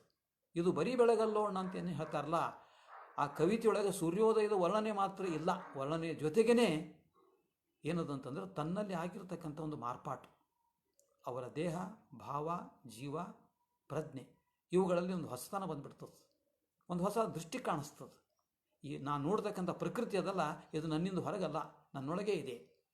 ಇದು ಕೊಡ್ತಕ್ಕಂಥದ್ದು ಏನು ಅಂದ್ರೆ ಆನಂದ, ಉತ್ಸಾಹ. ಈ ಆನಂದ ಉತ್ಸಾಹದಿಂದಲೇ ನಾನು ಜೀವನವನ್ನು ನೋಡಬೇಕು. ಜೀವನದ ವಿರಸವನ್ನು ಆಕೆಗಿಟ್ಟು ಕವಿತೆಯೊಳಗೆ ನಾನು ಸರಸವನ್ನು ತರಬೇಕು, ಸಮರಸವನ್ನು ತರಬೇಕು. ದ ರಾ ಬೇಂದ್ರೆಗೆ ಆಗ್ತಕ್ಕಂಥ ದುಃಖ, ಕಷ್ಟ ಏನದಲ್ಲ, ಅದು ಕಸ್ತೂರಿ ಆಗಬೇಕು. ಈಗ 60 ವರ್ಷದಿಂದ ಸೆಂಟ್ರಲ್ ಕಾಲೇಜಿನ ವಿದ್ಯಾರ್ಥಿಗಳು, ಜಿ ಪಿ ರಾಜರತ್ನಂ ಅವರ ವಿದ್ಯಾರ್ಥಿಗಳು ಒಂದು ಪುಸ್ತಕವನ್ನು ತಂದಾರೆ. ನಮ್ಮ ಬೇಂದ್ರೆಯವರು ಅಂತ ಪುಸ್ತಕದ ಹೆಸರು. ಪುಸ್ತಕದೊಳಗೆ ಇರ್ತಕ್ಕಂಥ ಲೇಖನಗಳೆಲ್ಲ ವಿದ್ಯಾರ್ಥಿಗಳೇ ಬರೆದದ್ದು. ಓದ್ರಿ, ಬೇಂದ್ರೆ ಕಾವ್ಯ ಓದ್ರಿ, ನಿಮಗೆ ತಿಳಿದದ್ದನ್ನು, ನಿಮಗೆ ಅನಿಸಿದ್ದನ್ನು ಬರೀರಿ ಅಂತಂದಾಗ ಪಿ ಲಂಕೇಶ್ ಅವರು ವಿದ್ಯಾರ್ಥಿಯಾಗಿ ಒಂದು ಲೇಖನ ಬರೀತಾರೆ. ಆ ಲೇಖನದ ಹೆಸರೆಂದ್ರೆ ದುಃಖ ಕಸ್ತೂರಿ ಅಂತ. ಬೇಂದ್ರೆಯವರ ಜೀವನದಲ್ಲಿ ಅನೇಕ ದುಃಖಗಳು ಬಂದು, ನಿರಾಶೆಗಳು ಬಂದು, ಎಂಥ ಬಂದು ಅಂತಂದ್ರೆ ಈ ಜೀವನದಾಗ ಇರಬಾರ್ದು, ಹೋಗಿಬಿಡಬೇಕು, ಒಂದು ರೀತಿಯಿಂದ ಆತ್ಮಹತ್ಯೆ ಮಾಡ್ಕೋಬೇಕು ಅನ್ನುವಂಥ ಸ್ಥಿತಿ. ಆದರೆ ಬೇಂದ್ರೆಯವರು ಎಂದೂ ಆತ್ಮಹತ್ಯೆಯ ವಿಚಾರವನ್ನು ಮಾಡಲಿಲ್ಲ, ಅದನ್ನು ಬದಿಗಿರಿಸಿದರು. ಯಾಕಂದರೆ ಆತ್ಮಹತ್ಯೆ ಮಾಡಿಕೊಳ್ಳೋದು ಕತ್ತಲಿಗೆ ಹೋದಂತೆ. ನಾನು ಬೆಳಕಿನ ಕವಿ, ನನ್ನ ಬೆಳಕನ್ನು ಜಗತ್ತಿಗೆ ಕೊಡಬೇಕು, ನನಗೆ ನಾನೇ ಬೆಳಕನ್ನು ತೋರಿಸ್ಕೊಂಡು ಹೋಗಬೇಕು. ಅದರಿಂದ ಅವರು ಅಷ್ಟು ಕಷ್ಟ ನಷ್ಟದೊಳಗೂ ಕೂಡ ಬದುಕಿದ್ರೆ ಹೆಂಗಂತಂದ್ರೆ ಕವಿತೆಗಳನ್ನು ಬರೆದರು. ಆದ್ದರಿಂದ ಅವರ ಕವಿತೆಗಳಲ್ಲಿ ನಮಗೆ ಕಾಣ್ತಕ್ಕಂಥದ್ದು ದುಃಖ ಕಸ್ತೂರಿ. ಕಸ್ತೂರಿ ಅನ್ನೋದು ಸುವಾಸನೆಯ ಪದಾರ್ಥ. ಬೇಂದ್ರೆಯವರ ದುಃಖ ಅವರ ಹಾಡು ಆಗಿ ಬರ್ತದೆ, ರಸಿಕರ ಎದೆಯನ್ನು ಕರಗಿಸ್ತದೆ. ಕರಗಿಸಿದಂಥದ್ದನ್ನು ಅದರೊಳಗೆ ಒಂದು ಹನಿ ನನಗೆ ಕೊಡು ಅಂತ ಬೇಂದ್ರೆಯವರು ಒಂದು ಕಡೆ ಹೇಳ್ತಾರೆ. ಹಾಗೆ ಬೇಂದ್ರೆ ಒಬ್ಬ ಜೀವನದ ಉತ್ಪಾದಕತಾ ಕವಿ ಆಗ್ತಾರೆ ಅವರು. ಹಾಗೆ ಕವಿಯಾಗಿಯೇ ಅವರು ಯಾವ ರೀತಿ ತಮ್ಮನ್ನು ತಾವು ನೋಡ್ಕೋತಾರೆ. ನಾನು ಇಷ್ಟೆಲ್ಲ ಆದ್ನಲ್ಲ, ನನ್ನ ವ್ಯಕ್ತಿತ್ವ ಆಗಿದೆ, ಇದು ಹೇಗೆ ಸಾಧ್ಯವಾಯಿತು, ಇದರೊಳಗೆ ಅವ್ಯಕ್ತವಾಗಿ ನನ್ನ ಮೇಲೆ ಮಾಡಿದಂಥ ಪರಿಣಾಮಗಳದು, ಪ್ರೇರಣೆಗಳೇನು ಅನ್ನೋದನ್ನು ಅವರು ಇನ್ನೊಂದು ಕವಿತೆ ಒಳಗೆ ಹೇಳ್ತಾರೆ. ಆ ಕವಿತೆ ಹೆಸರು ನಾನು. ಸಾಮಾನ್ಯವಾಗಿ ಎಲ್ಲರೂ ಮನುಷ್ಯರು ಪ್ರಶ್ನೆ ಮಾಡ್ಕೊಳ್ತಾರೆ, ನಾನು ಅಂದರೆ ಯಾರು ನಾನು ಮನುಷ್ಯನೇ, ವ್ಯಕ್ತಿಯೇ, ಈ ಜೀವನಕ್ಕೆ ಬೇಕಾಗಿದ್ದೇನೆ, ನನ್ನ ಹೆಸರೇ ಮಾತ್ರ ನಾನು ಅಂತ ಯಾರು ಕೇಳಿದ್ರೆ ನಮ್ಮ ಹೆಸರು ಹೇಳಿಬಿಡ್ತೀವಿ. ನಾವು ಏನು ಮಾಡ್ತೀವಿ ಅಂದರೆ ಒಂದು ಉದ್ಯೋಗದ ಹೆಸರು ಹೇಳ್ತೀವಿ, ಇದು ಸಾಮಾನ್ಯ. ಆದರೆ ಬೇಂದ್ರೆ ಅವರು ಹೇಳೋದೇನಂದ್ರೆ ನಾನು ಯಾರು ಅಂದ್ರೆ, ನಾನು ಎಂಥ ಕವಿ ಅಂದ್ರೆ ಅವ್ರು ಹೇಳ್ತಾರೆ, ವಿಶ್ವಮಾತೆಯ ಗರ್ಭ ಕಮಲ ಜಾತ ಪರಾಗ ಪರಮಾಣು ಕೀರ್ತಿ ನಾನು, ಭೂಮಿ ತಾಯಿಯ ಹಿಡಿಮಣ್ಣು ಗುಡಿಗಟ್ಟಿ ನಿಂತಂಥ ಮೂರ್ತಿ ನಾನು, ಭರತಮಾತೆಯ ಕೋಟಿ ಕಾರ್ತಿಕೋತ್ಸವದಲ್ಲಿ ಮಿನುಗುತಿಯ ಜ್ಯೋತಿ ನಾನು, ಕನ್ನಡದ ತಾಯಿ ತಾವರೆಯ ಪರಿಮಳ ಉಂಡು ಬೀರುತಿಯ ಗಾಳಿ ನಾನು, ನನ್ನ ತಾಯಿಯ ಹಾಲು ನೆತ್ತರವ ಕುಡಿದಂಥ ಜೀವಂತ ಮಮತೆ ನಾನು. ಈ 5 ಐದೆಯರೆ ಪಂಚಪ್ರಾಣಗಳಾಗಿ ಈ ಜೀವದೇಹನಿಹನು. ಬೇಂದ್ರೆ ಅಂದರೆ ಈ ಜೀವದೇಹ. ಆದರೆ ಈ ಬೇಂದ್ರೆ ಒಳಗೇನದಂದ್ರೆ ಪಂಚಪ್ರಾಣಗಳಲ್ಲಿ ಅಡಕವಾದವರು ಯಾರು ಅಂದ್ರೆ 5 ಮಹಾನ್ ಶಕ್ತಿಗಳು. ಅವು ಸಾಮಾನ್ಯ ಅಲ್ಲ. ಎಷ್ಟು ಅಂತಂದ್ರೆ ಒಂದು ವಿಶ್ವಶಕ್ತಿ ನನ್ನಲ್ಲಿದೆ, ವಿಶ್ವಮಾತೆ ನನ್ನ ತಾಯಿ, ಅವಳ ಮಗ ನಾನು. ಎರಡನೇದು ಭೂಮಾತೆ, ಫಿಸಿಕಲ್ ಆಗಿರ್ತಕ್ಕಂಥವಳು. ಮೂರನೇದು ಅಂತಂದ್ರೆ ನನ್ನ ಕನ್ನಡದ ತಾಯಿ, ಭರತ ಮಾತೆ, ಭಾರತ ತಾಯಿ, ಅವಳು ತಾಯಿನೇ. ಅವಳ ಸ್ವಾತಂತ್ರ್ಯಕ್ಕೆ ಹೋರಾಟ ಬೇಕಾಗಿದೆ, ತಾಯಿ ಸ್ವಾತಂತ್ರ್ಯಕ್ಕಾಗಿ. ಕನ್ನಡದ ತಾಯಿ, ಅವಳು ನನ್ನ ತಾಯಿ, ಅವಳ ಐಕ್ಯತೆಗೆ ಹೋರಾಟ ಬೇಕಾಗಿದೆ. ಇವು 4 ರೂಪಕಗಳನ್ನು ಕೊಡ್ತಾ ಕೊಡ್ತಾ 5ನೇದು ಅದ್ಭುತವಾದ ರೂಪಕ ಕೊಡ್ತಾರೆ. ಅಂಬಿಕೆ ತಾಯಿ ಹೌದು. ಎಂಥ ತಾಯಿ ಅಂತಂದ್ರೆ ತನ್ನ ಎದೆ ಹಾಲನ್ನು, ತನ್ನ ಎದೆ ನೆತ್ತರವನ್ನು ಹಾಲಿನ ರೂಪದಲ್ಲಿ ನನಗೆ ಉಣಿಸಿದಳು. ಉಣಿಸಿದ್ರಿಂದ ನನ್ನಲ್ಲಿ ಬೆಳೆದಂಥ ಭಾವ ಯಾವುದಂದ್ರೆ ಮಮತೆ. ಆ ಮಮತೆ ಕೇವಲ ತಾಯಿ ಮಗನ ಮಮತೆ ಮಾತ್ರ ಅಲ್ಲ, ಈ ಜೀವನವನ್ನು ಪ್ರೀತಿ ಮಾಡಬೇಕು, ಜೀವನದಲ್ಲಿ ಇರುವಂಥ ವ್ಯಕ್ತಿಗಳನ್ನು ಪ್ರೀತಿ ಮಾಡಬೇಕು, ಈ ಜೀವನವನ್ನು ರೂಪಿಸಿದಂಥ ಪ್ರಕೃತಿಯನ್ನು ಪ್ರೀತಿ ಮಾಡಬೇಕು. ಇಲ್ಲಿ ನಾಗರಿಕತೆ ಬೆಳೀತಾ ಇದೆ, ನಾಗರಿಕತೆಯ ಜೀವನವನ್ನು ಕೂಡ ನಾನು ಪ್ರೀತಿ ಮಾಡಬೇಕು. ಹೀಗೆ ಪ್ರೀತಿಯನ್ನು ಅವರು ಕಲಿತದ್ದು ಈ 5 ಐದೇಯರಿಂದ, 5 ತಾಯಂದಿರಿಂದ.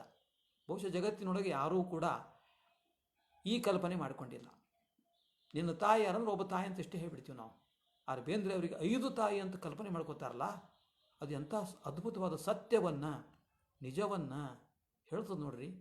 ಇದೇ ಬೇಂದ್ರೆ ಕಾವ್ಯದ ನಿಜವಾದ ಮೂಲವಾಗಿ ಇರತಕ್ಕಂಥ ಶಕ್ತಿ ಅಂತಲೇ ಹೇಳ್ಬೋದು. ಅಭಿವ್ಯಕ್ತಿ ಶಕ್ತಿ, ಆ ರೂಪಕಗಳನ್ನು ಯಾವ ರೀತಿ ಬಳಸ್ಕೋತಾರಂತ. ಇಂಥ ತಾಯಿಯ ಒಬ್ಬ ಮಗನಾಗಿ ನಾನು ಹೃದಯ ಅರವಿಂದದಲ್ಲಿರುವ ನಾರಾಯಣನೇ ತಾನಾಗಿ ದತ್ತನರನು. ನನ್ನ ಹೃದಯದಲ್ಲಿ ನಾರಾಯಣ ಇದ್ದಾನೆ. ದತ್ತ ಹೊರಗಿನ ವ್ಯಕ್ತಿ. ಈ ಹೊರಗಿನ ವ್ಯಕ್ತಿಯನ್ನು ನಾರಾಯಣ ತನ್ನ ಹೃದಯದಲ್ಲಿ ತಗೊಳ್ತಾನ. ಬೇಂದ್ರೆ ನಾರಾಯಣ ಆಗ್ತಾನೆ. ನಾರಾಯಣನಾಗಿ ಮಾಡುವ ಕೆಲಸ ಏನಂದ್ರೆ, ಮಾಡ್ತಾ ಇರೋ ಕೆಲಸ ಏನಂತಂದ್ರೆ, ಇದು ಕೂಡ ನಮ್ಮ ಕನ್ನಡ ನಾಡಿನ ಒಂದು ಭಾಗ್ಯ ಅಂತ ಹೇಳ್ಬೋದು. ವಿಶ್ವದೊಳನುಡಿಯಾಗಿ ಕನ್ನಡಿಸೂತಿಯನಿಲ್ಲಿ ಅಂಬಿಕಾತನಯನಿವನು. ನನ್ನ ಕಾವ್ಯದ ಉದ್ದೇಶ, ಕಾವ್ಯದ ಸಾಧನೆ ಹೀಗಿದೆ. ವಿಶ್ವದೊಳನುಡಿಯಾಗಿ, ವಿಶ್ವಕ್ಕೊಂದು ಭಾಷೆ ಅಂತಿಲ್ಲ, ಆದರೆ ವಿಶ್ವದ ಸಂವೇದನೆ ಇದೆ, ವಿಶ್ವದ ಜೀವನ ಇದೆ. ಆ ವಿಶ್ವದ ಜೀವನದಲ್ಲಿ ಆಗು ಹೋಗುಗಳನ್ನು ನಾವು ಗಮನಿಸ್ತಾ ಇದ್ದೀನಿ. ಅವೆಲ್ಲ ಆಗು ಹೋಗುಗಳಿಗೆ ಕನ್ನಡ ಭಾಷೆಯಲ್ಲಿ ನಾನು ಕಾವ್ಯವನ್ನು ರೂಪಿಸ್ತೀನಿ. ಇದು ಅವ್ರು ಮಾಡಿಕೊಂಡದ್ದು.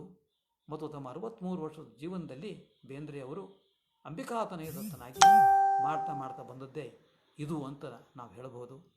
ಇಂಥ ಕನ್ನಡ ಕವಿ ಅಂಬಿಕಾತನಯ ದತ್ತರು ದ ರಾ ಬೇಂದ್ರೆಯ ದೇಹದ ರೂಪದಲ್ಲಿ ಬಂದು ದೇಹ ಮತ್ತು ಭಾವ, ಜೀವ ಮತ್ತು ಪ್ರಜ್ಞೆ ಎಲ್ಲವನ್ನೂ ಒಳಗೊಂಡು ಅದಕ್ಕೆ ಮಿಗಿಲಾದಂಥ ಪ್ರೀತಿಯಿಂದ ಬಂದಂಥ ತಾಯಿ ಅಂಬಿಕೆಯ ಪ್ರೀತಿಯನ್ನು ಒಳಗೊಂಡು ತಮ್ಮ ಪ್ರತಿಭೆಯನ್ನು ಅವರು ಕಾವ್ಯದ ಮೂಲಕ ನಮಗೆ ಕೊಟ್ಟಿದ್ದಾರೆ.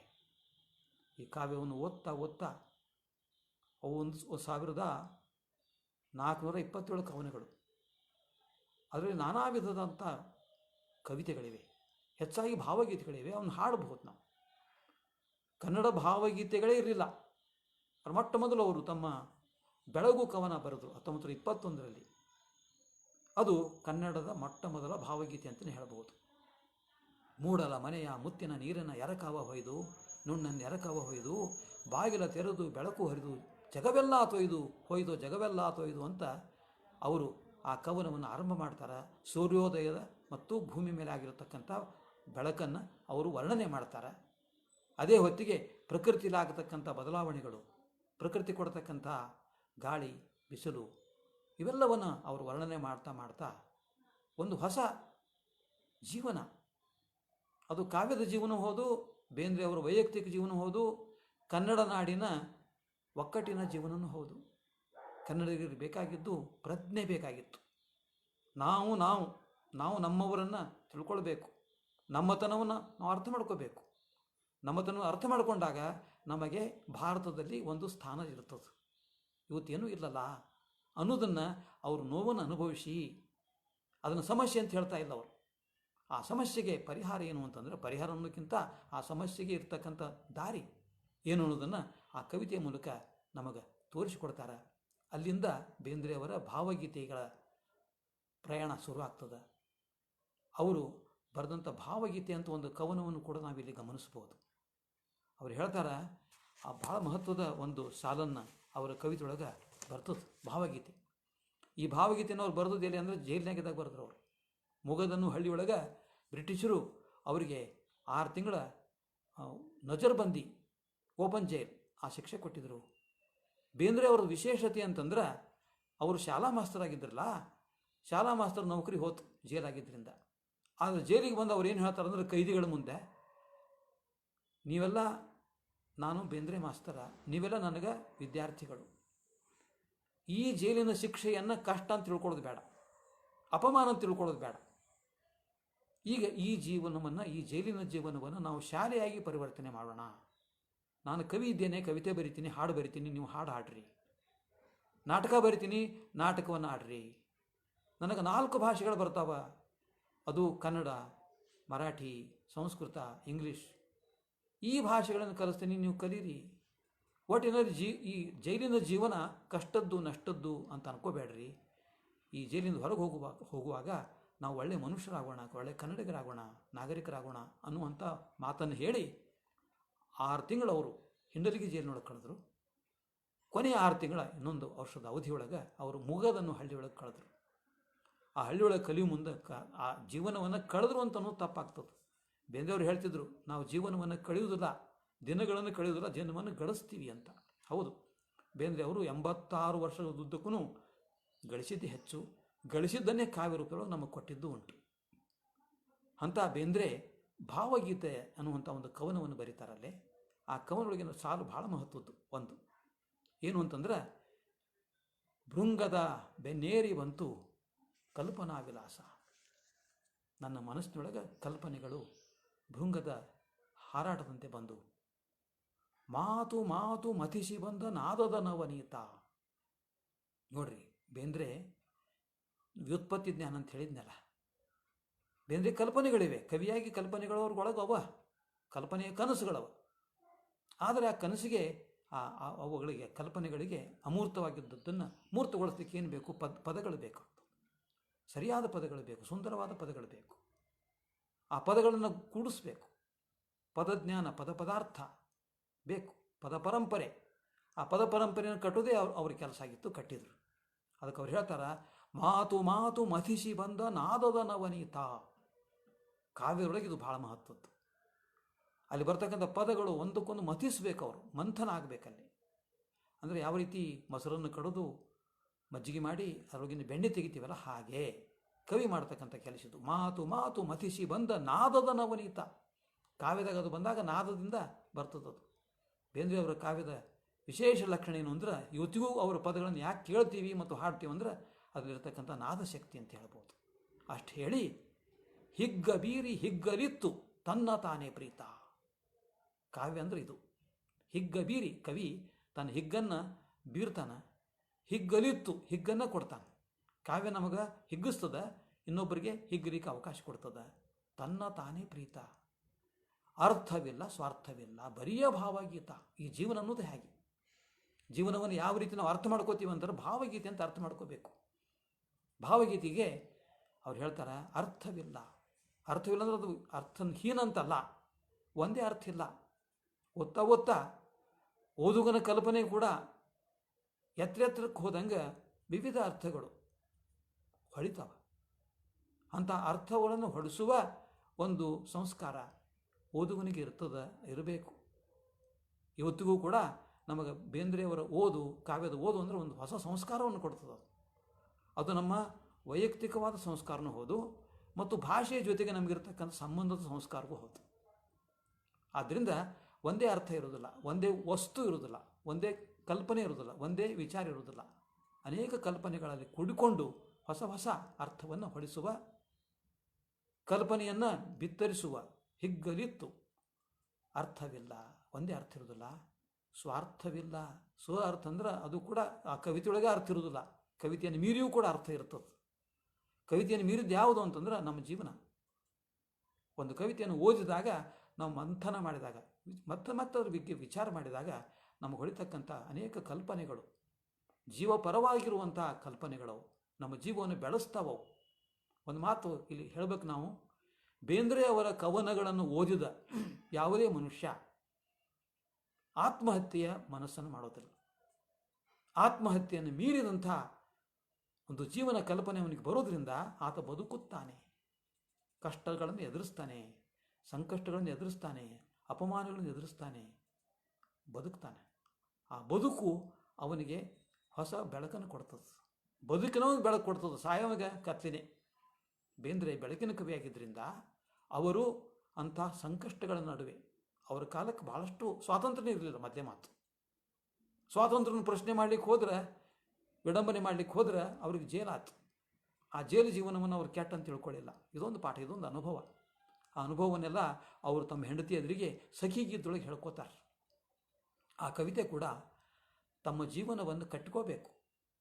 ಬಡತನ, ನಿರುದ್ಯೋಗ, ಜೈಲಾಗಿರ್ತಕ್ಕಂಥ ಅಪಮಾನ ಎಲ್ಲವನ್ನೂ ನಾನು ನುಂಗಿಕೊಂಡು, ಮಕ್ಕಳು ಸತ್ತದ್ದು ಇವೆಲ್ಲವನ್ನು ನುಂಗಿಕೊಂಡು ನಾವು ಜೀವನವನ್ನು ಮಾಡಬೇಕು.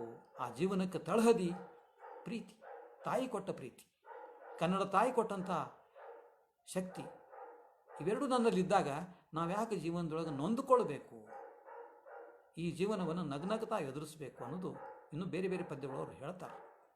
ಸಖಿ ಗೀತದೊಳಗೂ ಒಂದು ಕುಟುಂಬ, ಯಾಕಂದರೆ ಯಾವುದೇ ಒಂದು ರಾಷ್ಟ್ರ ಅಥವಾ ದೇಶಕ್ಕೆ ಮೂಲ ಘಟಕ ಅಂದರೆ ಕುಟುಂಬನೇ. ಕುಟುಂಬದ ಸಾಮರಸ್ಯ, ಗಂಡ ಹೆಂಡತಿ ಸಂಬಂಧ, ತಂದೆ ತಾಯಿ ಮಕ್ಕಳ ಸಂಬಂಧ, ಅವರಿಗೆ ಒದಗತಕ್ಕಂತಹ ಸಂಸ್ಕೃತಿ, ಇದು ಕೂಡ ಕಾವ್ಯದಕ್ಕೆ ಬೇಕಾಗಿರತಕ್ಕಂಥದ್ದು.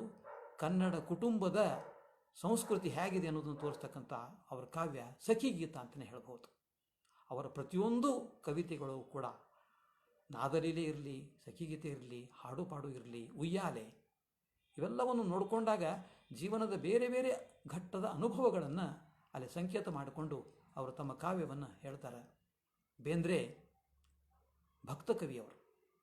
ಪ್ರೀತಿ ಎಲ್ಲಿರ್ತದೋ, ಜೀವನವನ್ನು ಪ್ರೀತಿ ಮಾಡತಕ್ಕಂಥ ಶಕ್ತಿಯಲ್ಲಿರ್ತದೋ ಅದು ಭಗವಂತನನ್ನು ಕೂಡ ಒಪ್ಪಿಕೊಳ್ತದೆ. ಬೇಂದ್ರೆ ಒಪ್ಪಿಕೊಂಡಂಥವ್ರು, ಭಗವಂತನನ್ನು ಆರಾಧಿಸಿದವರು. ಆದರೆ ಭಗವಂತನಿಂದ ಏನನ್ನೂ ಬೇಡಿಕೊಂಡವರಲ್ಲ. ಅಲ್ಲಿ ಲಾಭ ಹಾನಿ ಪ್ರಶ್ನೆನೇ ಇಲ್ಲ. ಅದು ನನ್ನ ಆತ್ಮ, ನನ್ನ ಆತ್ಮಶಕ್ತಿ. ಈ ಪ್ರಕೃತಿಯೊಳಗೆ ಏನದಲ್ಲ, ಆ ಪ್ರಕೃತಿಯೊಳಗೆ ಜೀವನದ ಬೆಳಗು ಕವಿದೊಳಗೆ ಅದೇ ನಮಗೆ ಕಾಣಿಸ್ತದೆ. ಹೊರಗಿರತಕ್ಕಂಥ ಎಲ್ಲ ಪಂಚಭೂತಗಳು, ಮನುಷ್ಯನ ದೇಹದಲ್ಲಿರ್ತಕ್ಕಂಥ ಪಂಚ ಪ್ರಾಣಗಳು, ಇವು ಬೇರೆ ಬೇರೆ ಅಲ್ಲ, ಒಂದಕ್ಕೊಂದು ಕೂಡಿಕೊಂಡೇ ಈ ಜೀವನ ಆಗಿರ್ತದೆ, ವ್ಯಕ್ತಿ ಜೀವನ ಆಗಿರ್ತದೆ. ಅದೇ ಸಮಾಜ ಜೀವನ ಕೂಡ ಆಗ್ತದೆ ಅನ್ನೋದನ್ನು ನಂಬಿಕೊಂಡವರು. ಹೀಗಾಗಿ ಅರ್ಥವಿಲ್ಲ, ಸ್ವಾರ್ಥವಿಲ್ಲ, ಬರಿಯ ಭಾವಗೀತ, ಭೃಂಗದ ಬೆನ್ನೇರಿ ಬಂತು ಕಲ್ಪನಾ ವಿಲಾಸ. ಜೇಲಾದಾಗ ಒಂದು ಕ್ಷಣ ಬರ್ತದೆ, ಅವರು ಮನುಷ್ಯರಾಗಿರೋದ್ರಿಂದ ಅವರಿಗೂ ಅನಿಸ್ತದೆ, ಏನು ಮಾಡ್ತಾ ಇದ್ದೀನಿ, ಕಾವ್ಯ ಬರೆಯೋದ್ರಿಂದ ಏನಾಗ್ತದೆ, ಕಾವ್ಯ ಬರೆದ್ರೆ ಏನಾಯ್ತು ಅಂದ್ರೆ ನನಗಂತೂ ಜೇಲಾತು, ಹಂಗಾರೆ ಬರೀಬಾರ್ದು ಅಂತ ನಿರ್ಣಯನ ಇಲ್ಲ. ಬೇಂದ್ರೆ ಆ ನಿರ್ಣಯ ತಗೊಳ್ಳೋದಿಲ್ಲ, ಅದನ್ನು ದೂರ ಹಾಕ್ತಾರೆ. ದೂರ ಹಾಕಿ ಅರ್ಥವಿಲ್ಲ, ಸ್ವಾರ್ಥವಿಲ್ಲ, ಬರಿಯ ಭಾವಗೀತ. ಜೀವನವೇ ಒಂದು ಭಾವಗೀತ ಇದು. ಈ ಭಾವಗೀತದಲ್ಲಿ ರಸ ಇದೆ ಸ್ವಾಭಾವಿಕವಾಗಿ. ಬೇರೆ ಬೇರೆ ಕಾರಣದಿಂದ ವಿರಸನೂ ಬರ್ತದೆ. ಆ ವಿರಸ ಬಂದಾಗ ಅದನ್ನು ನಾವು ಯಾವುದೇ ಕೆಟ್ಟ ರೀತಿಯಿಂದ ಅಥವಾ ಕೆಟ್ಟ ಭಾವದಿಂದ ನೋಡಬಾರ್ದು. ಅಲ್ಲಿ ನಾವು ಅದನ್ನು ಪಾಸಿಟಿವ್ ಆಗಿ, ಇದು ಕೂಡ ಒಂದು ಅನುಭವ, ಇದು ಜೀವನದಲ್ಲಿ ಇರ್ತಕ್ಕಂಥದ್ದು, ದುಃಖ ಜೀವನದ ಭಾಗವೇ, ಸಿಹಿಯಲ್ಲಿ ಕಹಿನೂ ಇರ್ತದೆ ಅನ್ನೋದನ್ನು ಯುಗಾದಿ ಕಳೆದರೂ ಕವಿತೆಯೊಳಗೆ ಅದನ್ನೇ ಹೇಳ್ತಾರೆ ಅವರು. ಹಾಗೆ ನಮ್ಮ ಜೀವನವನ್ನು ರೂಪಿಸಿಕೊಳ್ಳಲು, ಬೆಳೆಸಿಕೊಳ್ಳಲು ಮುಖ್ಯವಾಗಿ ಇವತ್ತು ನಾವು ಮನುಷ್ಯರಿದ್ದೀವಿ, ನಾವು ನಾಳೆ ಮಹಾಮನುಷ್ಯರಾಗಬೇಕು, ಮಹಾಮಾನವರಾಗಬೇಕು. ಇಷ್ಟಕ್ಕೆ ತೃಪ್ತಿ ಅಲ್ಲ, ಆ ಮಹಾಮಾನವರಾಗುವಂಥ ಒಂದು ಹಾದಿ ಕೂಡ ಇದೆ. ಅಂಥ ಹಾದಿಯನ್ನೇ ನಾವು ನಡಿಬೇಕು ಅನ್ನೋದೇ ಬೇಂದ್ರೆಯವರ ಮುಂದಿನ ಕವಿತೆಗಳ ಹಾದಿ ಆಗ್ತದೆ. ಅವರು ಬರೆದಂಥ 1427 ಕವನಗಳನ್ನು ಸಂಗ್ರಹ ಮಾಡಿ ಸಮಗ್ರ ಕಾವ್ಯ ಮಾಡಿದ್ದಾರಲ್ಲ ಅವರ ಮಗ ಡಾಕ್ಟರ್ ವಾಮನ ಬೇಂದ್ರೆ. ಅವರು ಕೊಟ್ಟಂಥ ಹೆಸರೇನು ಅಂದ್ರೆ 6 ಸಂಪುಟದಲ್ಲಿ ಬರ್ತದೆ ಅದು, ಆ ಕವಿತೆಗಳು. 6 ಸಂಪುಟಗಳಿಗೆ ಅವರು ಕೊಟ್ಟಂಥ ಒಂದು ಹೆಸರೇನು ಅಂದ್ರೆ ಔದುಂಬರ ಗಾಥೆ ದ.ರಾ. ಬೇಂದ್ರೆ ಜೀವನ ಮಹಾಕಾವ್ಯ ಅಂತ. ಅಂದರೆ ಜೀವನ ಮಹಾಕಾವ್ಯ ಅಂತಂದಾಗ ಏನಾಗ್ತದಂದ್ರೆ ಅದು ಜೀವನಕ್ಕೆ ಸಂಬಂಧಪಟ್ಟಂಥ ಮಹಾಕಾವ್ಯ ಹೊರತು ಜೀವನಕ್ಕೆ ಹೊರತಾಗಿರ್ತಕ್ಕಂಥ ಬರೀ ಕವಿತೆ ಅಲ್ಲ. ಮಹಾಕಾವ್ಯ ಅಂದಾಗ ನಮ್ಮಲ್ಲಿ ಒಂದು ಸಾಮಾನ್ಯವಾಗಿ ಏನು ಬರ್ತಂದ್ರೆ ದೊಡ್ಡ ಕಥೆ ಇರಬೇಕು, ರಾಮಾಯಣ ಮಹಾಭಾರತಗಳ ಹಾಗೆ ಕಥೆ ಇರಬೇಕು, ಭವ್ಯವಾಗಿರಬೇಕು, ಅದೊಂದು ದೊಡ್ಡ ಕೃತಿ ಅನ್ನಿಸ್ಬೇಕು ಗಾತ್ರದಲ್ಲಿ, ಮತ್ತು ಅದರಲ್ಲಿ ಜೀವನದ ಬೇರೆ ಬೇರೆ ಎಲ್ಲ ಘಟನೆಗಳಿರಬೇಕು ಅನ್ನೋದೊಂದು ಸಾಮಾನ್ಯ ಕಲ್ಪನೆ. ಮತ್ತು ನಾವು ನೋಡಿದಂಥ ಜಗತ್ತಿನೆಲ್ಲ ಮಹಾಕಾವ್ಯಗಳಲ್ಲಿ ಹೆಣ್ಣು, ಹೊನ್ನು, ಮಣ್ಣು ಇವುಗಳಿಗಾಗಿ ಯುದ್ಧಗಳು ನಡೀತಾವ. ಧರ್ಮ ಅಧರ್ಮಗಳ ನಡುವೆ ಹೋರಾಟ ನಡೀತದೆ. ಧರ್ಮಕ್ಕೆ ಜಯ ಆಗ್ತದೆ, ಅಧರ್ಮ ಸೋಲ್ತದೆ. ಸಾಮಾನ್ಯವಾಗಿದು ಚೌಕಟ್ಟು. ಆದರೆ ಬೇಂದ್ರೆ ಅವರ ಜೀವನ ಮಹಾಕಾವ್ಯದಲ್ಲಿ ಇದು ಇಲ್ಲ. ಅದು ಒಂದು ಕವಿತೆ ಅಲ್ಲ, ಅನೇಕ ಕವಿತೆಗಳು ಕೂಡಿಕೊಂಡು ಸಮರಸ್ಯದಿಂದ ಸಾಗಿಸ್ತಕ್ಕಂಥದ್ದು ಏನಂದ್ರೆ ಔದುಂಬರ ಗಾಥೆ ಅಂತ ಹೇಳ್ತಾರೆ. ಔದುಂಬರ ಅಂತಂದ್ರೆ ಒಂದು ಹಣ್ಣು, ಅತ್ತಿ ಹಣ್ಣು. ಈ ಅತ್ತಿ ಹಣ್ಣಿನ ವೈಶಿಷ್ಟ್ಯ ಏನು ಅಂತಂದ್ರೆ ಮೊದಲು ಹೂ ಆಗ್ತದೆ, ಹೂವು ಹೀಚಾಗ್ತದೆ, ಹೀಚು ಕಾಯಿ ಆಗ್ತದೆ. ಇದೊಂದು ಕ್ರಮ, ಸೃಷ್ಟಿ ಕ್ರಮ. ಆದ್ರೆ ಅತ್ತಿ ಹಣ್ಣಿನ ವೈಶಿಷ್ಟ್ಯ ಏನು ಅಂತಂದ್ರೆ ಈ ಕ್ರಮ ಇಲ್ಲ ಅಲ್ಲಿ. ಆ ಹೂವು ಅತ್ತಿ ಹಣ್ಣಿನೊಳಗನೆ ಇರ್ತದೆ. ಹೂವಿನೊಳಗಿರಬೇಕಾಗಿಂತ ಮಕರಂದ ಅದರೊಳಗನೆ ಇರ್ತದೆ. ಅಂಬಿಕಾ ತನೆಯರು ದತ್ತರು ತಮ್ಮನ್ನು ತಾವು ಗುರುತಿಸಿಕೊಂಡಿದ್ದು ಹೇಗಂತಂದ್ರೆ, ನಾನು ಹೂವು ಹೀಚು ಕಾಯಿ ಹಣ್ಣು ಹೀಗಾಗಿಲ್ಲ, ನಾನು ಹುಟ್ಟಾ ಕವಿ, ಹೊರಕವಿ. ನನ್ನೊಳಗೆ, ನನ್ನ ಅಂತರಂಗದೊಳಗೆ ಅವ್ಯಕ್ತವಾಗಿ ಇರುವಂಥ ಒಂದು ಹಣ್ಣು ಯಾವುದಂದ್ರೆ ಅತ್ತಿ ಹಣ್ಣು. ಅತ್ತಿ ಹಣ್ಣು ಅದರ ಇನ್ನೊಂದು ವೈಶಿಷ್ಟ್ಯ ಅಂತಂದ್ರೆ ಅದು ದತ್ತಾತ್ರೇಯ ದೇವರ ವಾಸಸ್ಥಾನ. ಅತ್ತಿ ಮರದೊಳಗೆ ದತ್ತಾತ್ರೇಯ ವಾಸಸ್ಥಾನ ಮಾಡ್ತಾನೆ. ನನ್ನ ಔದುಂಬರ ಅತ್ತಿ ಹಣ್ಣಿನ ಔದುಂಬರ ಗಿಡದೊಳಗೂ ಕೂಡ ದತ್ತ ಕವಿ ನಾನು ವಾಸ ಮಾಡ್ತಾ ಇದ್ದೀನಿ. ಹೀಗೆ ನನ್ನ ಕವಿತೆ ಇದು ಯುದ್ಧವಿಲ್ಲದ ಆದರೆ ಶಾಂತಿಗಾಗಿ ಹಂಬಲಿಸುವ. ಆಧುನಿಕ ಜಗತ್ತಿಗೆ ಬೇಕಾಗಿದ್ದು ಯುದ್ಧವಿಲ್ಲದ ಜಗತ್ತು ಬೇಕು. ಇವತ್ತು ಯುದ್ಧ ಮಾಡಿದರೆ ನಾವು ಇವತ್ತು ಸತ್ತೇ ಹೋಗ್ತೀವಿ, ನಾಶ ಆಗ್ತೀವಿ ಅಷ್ಟೇ. ಇವತ್ತಿನ ಯುದ್ಧ ಅಂತಂದ್ರೆ ಸರ್ವನಾಶದ ಗುರಿ. ಆ ಗುರಿ ಹೋಗಬಾರ್ದು. ನಾವು ದೇಶ ಬೇರೆ ಬೇರೆ ಭಾಷೆಗಳು, ಬೇರೆ ಬೇರೆ ಜನಾಂಗಗಳು, ಬೇರೆ ಬೇರೆ ಧರ್ಮಗಳು ಎಲ್ಲ ಕೂಡಿಕೊಂಡು ಶಾಂತಿ ಮಂತ್ರವನ್ನು ನಾವು ಅನ್ನಬೇಕಾಗಿದೆ. ಶಾಂತಿ ಮಂತ್ರಕ್ಕೆ ಬೇಕಾಗಿದ್ದೇನು ಅಂತಂದ್ರೆ ಸಮಾಧಾನ, ಶಮ ಅನ್ನುವಂಥ ಭಾವ, ಶಾಂತಿ ಅನ್ನುವಂಥ ರಸ. ಆ ಶಮದ ಭಾವನೆ ನಮ್ಮಲ್ಲಿ ಉಂಟಾಗುವುದೇ ನಮ್ಮ ಕಾವ್ಯದ, ನಮ್ಮ ಜೀವನದ ಗುರಿ ಅನ್ನೋದನ್ನೇ ಬೇಂದ್ರೆ ಅವರು ತಮ್ಮೆಲ್ಲ ಪದ್ಯಗಳಲ್ಲಿ ತೋರಿಸ್ತಾರೆ. ಬೇಂದ್ರೆ ಅವರು ತಮ್ಮ 63 ವರ್ಷಗಳ ಜೀವನದಲ್ಲಿ ಬೇರೆ ಬೇರೆ ಅನುಭವಗಳಿಗೆ ಪಕ್ಕಾದರು. ಕೆಲವು ಪ್ರಾಕೃತಿಕ ಅನುಭವಗಳು, ಕೆಲವು ಸಾಮಾಜಿಕ ಅನುಭವಗಳು, ಕೆಲವು ಆರ್ಥಿಕ, ಸಮಾಜ, ರಾಜಕೀಯ ಇತ್ಯಾದಿ ಎಲ್ಲ ಸಂಕೀರ್ಣವಾದ ಜೀವನ ಇದು. ಇಂತಹ ಸಂಕೀರ್ಣವಾದ ಜೀವನವನ್ನು ಬೇಂದ್ರೆಯವರು ಕಂಡರು, ಅಲಕ್ಷ್ಯ ಮಾಡಲಿಲ್ಲ. ಅಲ್ಲಿರ್ತಕ್ಕಂಥ ಪ್ರತಿಯೊಂದಕ್ಕೂ ಸ್ಪಂದಿಸ್ತಾರೆ ಅವರು. ಬೇಂದ್ರೆಯವರು ಮುಟ್ಟದ ವಸ್ತು ಅಥವಾ ಅನುಭವನೇ ಇಲ್ಲ. ಎಲ್ಲ ಅನುಭವಗಳನ್ನು, ವಸ್ತುಗಳನ್ನು ಅವರು ತಮ್ಮೊಳಗೆ ತಗೊಂಡ್ರು. ಬೇಂದ್ರೆ ತಗೊಂಡ್ರು, ಅಂಬಿಕಾ ತನಯದತ್ತ ಅದಕ್ಕೆ ಕಾವ್ಯ ರೂಪವನ್ನು ಕೊಟ್ಟ. ಹೀಗೆ ಬೇಂದ್ರೆ ಮತ್ತು ಅಂಬಿಕಾ ತನಯದತ್ತರು ಸೇರಿಕೊಂಡು ಒಂದು ಅನುಸಂಧಾನ ಮಾಡಿ ಒಂದು ಕಾವ್ಯ ಜೀವನವನ್ನು ಕನ್ನಡಿಗರಿಗೆ ಕೊಟ್ಟಿದ್ದಾರೆ. ಅದು ಉದಿತ ದಿನ, ಮುದಿತ ವನ, ವಿಧ ವಿಧ ವಿಹಗಸ್ವನ, ಇದುವೇ ಜೀವ, ಇದು ಜೀವನ, ಪವನದಂತೆ ಪಾವನ. ಏಸೋ ವಿಧ ಏನು ಹದ, ಗಾಳಿ ಹೊಡೆದ ಬುದ್ಬುದ, ಬೆಳಕೆ ಬದುಕು ಎಂಬ ಮುದ, ಜೀವ ಒಮ್ಮಿ ಚಿಮ್ಮಿದ. 100 ಮರ 100 ಸ್ವರ, 100 ಮರ 100 ಸ್ವರ, ಒಂದೊಂದು ಅತಿ ಮಧುರ, ಬಂಧವಿರದೆ ಬಂಧುರ, ಸ್ವಚ್ಛಂದ ಸುಂದರ. ವಸಂತಮುಖ ಅನ್ನುವಂಥ ಈ ಕವಿತೆಯೊಳಗೆ ಅವ್ರು ಹೇಳೋದೇನು ಅಂತಂದ್ರೆ, ಜೀವನ ವಸಂತಮಯವಾಗಿದೆ, ವಿರಸ ಇದೆ, ಕಹಿ ಇದೆ. ಯುಗಾದಿ ಹಬ್ಬದ ದಿನ ನಾವು ಬೇವು ಬೆಲ್ಲ ತಗೊಳ್ತೇವಲ್ಲ, ಅದರ ಸಂಕೇತವೇ ಜೀವನ. ಅಂಥ ಜೀವನವನ್ನು ನಾವು ಕಟ್ಟಿಕೊಳ್ಬೇಕು. ಇದಕ್ಕಾಗಿ ನಮ್ಮ ಮನಸ್ಸು ಸಿದ್ಧವಾಗಬೇಕು. ಆ ಮನಸ್ಸಿಗೆ ಕಾವ್ಯವೇ ಆಧಾರ. ಬೇಂದ್ರೆ ಅಂಥ ಆಧಾರವನ್ನು ಅನೇಕ ರೀತಿಯೊಳಗೆ ಕೊಟ್ಟಿದ್ದಾರೆ. ಹಾಡು ಇವೆ, ವಿಚಾರಶೀಲ ಕವಿತೆಗಳಿವೆ, ಗಂಭೀರವಾದ ಸಮಸ್ಯೆಗಳನ್ನು ಅವ್ರು ಮಾಡ್ತಾರೆ. ಮುಖ್ಯವಾಗಿ ಅವರು ಕವಿತೆ ಆಧ್ಯಾತ್ಮಿಕ ಜೀವನಕ್ಕೆ ಸಂಬಂಧಪಟ್ಟದ್ದು. ಅವರು ದೃಷ್ಟಾರ ಕವಿಯವರು. ಯಾವುದೇ ವಿಷಯ ತಗೊಂಡ್ರು ಕೂಡ ಅದರಲ್ಲಿರ್ತಕ್ಕಂಥ ಆಳವಾದಂಥ ದೃಷ್ಟಿಯನ್ನು ಅದು ಬೀರ್ತಾರೆ. ಬೀರಿ ಜಗತ್ತನ್ನು ನಾವು ಈ ರೀತಿ ನೋಡಬೇಕು, ಅಲ್ಲಿ ಬದುಕಬೇಕು ಮತ್ತು ಈ ಬದುಕನ್ನು ಬಾಳು ಮಾಡಬೇಕು. ನಾವು ಲಿವಿಂಗ್ ಇದ್ದೀವಿ, ಆದ್ರೆ ನಾವು ಬೆಳಿಬೇಕು. ಈ ಬದುಕಿಗಿರ್ತಕ್ಕಂಥ ಅರ್ಥವನ್ನು ನಾವು ಕಂಡುಕೋಬೇಕು. ಇಂಥ ಕೆಲಸವನ್ನೇ ಬೇಂದ್ರೆ ಅವರು ಭಾಳ ಸುಂದರವಾದಂಥ ಪದಗಳಲ್ಲಿ ಮಾಡಿದರೂ ಅದರಿಂದ ಕನ್ನಡ ಕಾವ್ಯದ ಭಾಷೆ, ಕನ್ನಡ ಅಭಿವ್ಯಕ್ತಿ ಅಂತ ಅನ್ಬೋದು. ಮೂಕವಾಗಿರತಕ್ಕಂಥ ಭಾಷೆಗೆ ಧ್ವನಿ ಕೊಟ್ಟರು. ಆ ಧ್ವನಿಗಳಲ್ಲಿ ಅಡಕವಾಗಿರತಕ್ಕಂಥ ಅರ್ಥಗಳನ್ನು ಬಿಂಬಿಸಿ ಅವರು ತಮ್ಮ ಕಾವ್ಯ ಜೀವನದ ಉಪಾಸನೆ ಅದಲ್ಲ, ಆ ಉಪಾಸನೆಯನ್ನು ನಿರಂತರವಾಗಿ ಮಾಡ್ಕೋತ ಬಂದರು. ಇಂಥ ಕವಿ ಕನ್ನಡ ನಾಡಿನಲ್ಲಿ ಹುಟ್ಟಿದ್ದು ನಮಗೆಲ್ಲ ಒಂದು ಬರೀ ಅಭಿಮಾನ ಅಲ್ಲ, ನಮ್ಮ ಪುಣ್ಯ ಅಂತ ಅನ್ನಬೇಕು, ನಮ್ಮ ಜೀವನದ ಸಾರ್ಥಕತೆ ಅನ್ನಬೇಕು. ಅಂಥ ಕವಿ ಅಂಬಿಕಾತನಯ ದತ್ತರು ಮತ್ತು ಆ ಕವಿಗೆ ಆಧಾರವಾಗಿರುವಂಥ ದ ರಾ ಬೇಂದ್ರೆ, ಇವರಿಬ್ಬರೂ ಕೂಡ ನಮ್ಮೆಲ್ಲರ ಜೀವನಕ್ಕೆ ಅವರು ಕೊಡುವಂಥ ಸಂದೇಶ, ಸಾಂತ್ವನ. ಒಂದು ಮಾತು ಹೇಳಿದ್ನಲ್ಲ, ಯಾರೂ ಕೂಡ ಆತ್ಮಹತ್ಯೆಗೆ ಎಳಿಸೋದಿಲ್ಲ, ಬದುಕ್ತಾರೆ. ಅದು ಭಗ್ನ ಪ್ರೇಮಿಗಳಿರ್ಬೋದು, ಆರ್ಥಿಕವಾಗಿ ಬಡವರಿರ್ಬೋದು, ಯಾರೇ ಇರ್ಬೋದು. ಬೇಂದ್ರೆ ಕವನವನ್ನು ಓದಿದಾಗ ಅವರು ಸಾವನ್ನು ಬಿಟ್ಟು ಬೆಳಕಿಗೆ ಬರ್ತಾರೆ, ಬದುಕ್ತಾರೆ, ಬದುಕಿನ ಅರ್ಥವನ್ನು ವಿಸ್ತಾರ ಮಾಡ್ತಾರೆ. ಅಂಥ ಕವಿಯ 125ನೇ ಜನ್ಮದಿನ ಇದು. ಇವತ್ತು ಆ ಸಂಪತ್ತನ್ನು ಓದಬೇಕು, ಹಾಡಬೇಕು ಮತ್ತು ಪರಸ್ಪರ ನಾವು ಅವರ ಕವಿತೆಗಳನ್ನು ಅರ್ಥ ಮಾಡಿಕೊಂಡು ಅರ್ಥ ವಿಸ್ತಾರವನ್ನು ಮಾಡಬೇಕು. ಹಾಗೆ ಮಾಡ್ತಾನೆ ನಮ್ಮ ಜೀವನಕ್ಕಿರುವಂಥ ಅರ್ಥವನ್ನು ಹಿಗ್ಗಿಸಬೇಕು, ಹಿಗ್ಗಲಿದ್ದು ಹಿಗ್ಗನ್ನು ನಾವು ಕೊಡಬೇಕು ಅಂತ ಹಿಗ್ಗಿನ ಕವಿ ಬೇಂದ್ರೆ.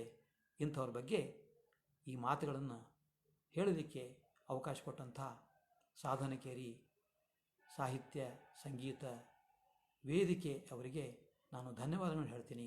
ನನ್ನ ಮಾತುಗಳನ್ನು ಕಿವಿಗೊಟ್ಟು ಕೇಳಿದೆ, ಅವುಗಳನ್ನು ಆತ್ಮೀಕರಿಸಿಕೊಂಡಂಥ ತಮಗೂ ಕೂಡ ಹೃತ್ಪೂರ್ವಕವಾದ ಧನ್ಯವಾದಗಳು. ನಮಸ್ಕಾರ.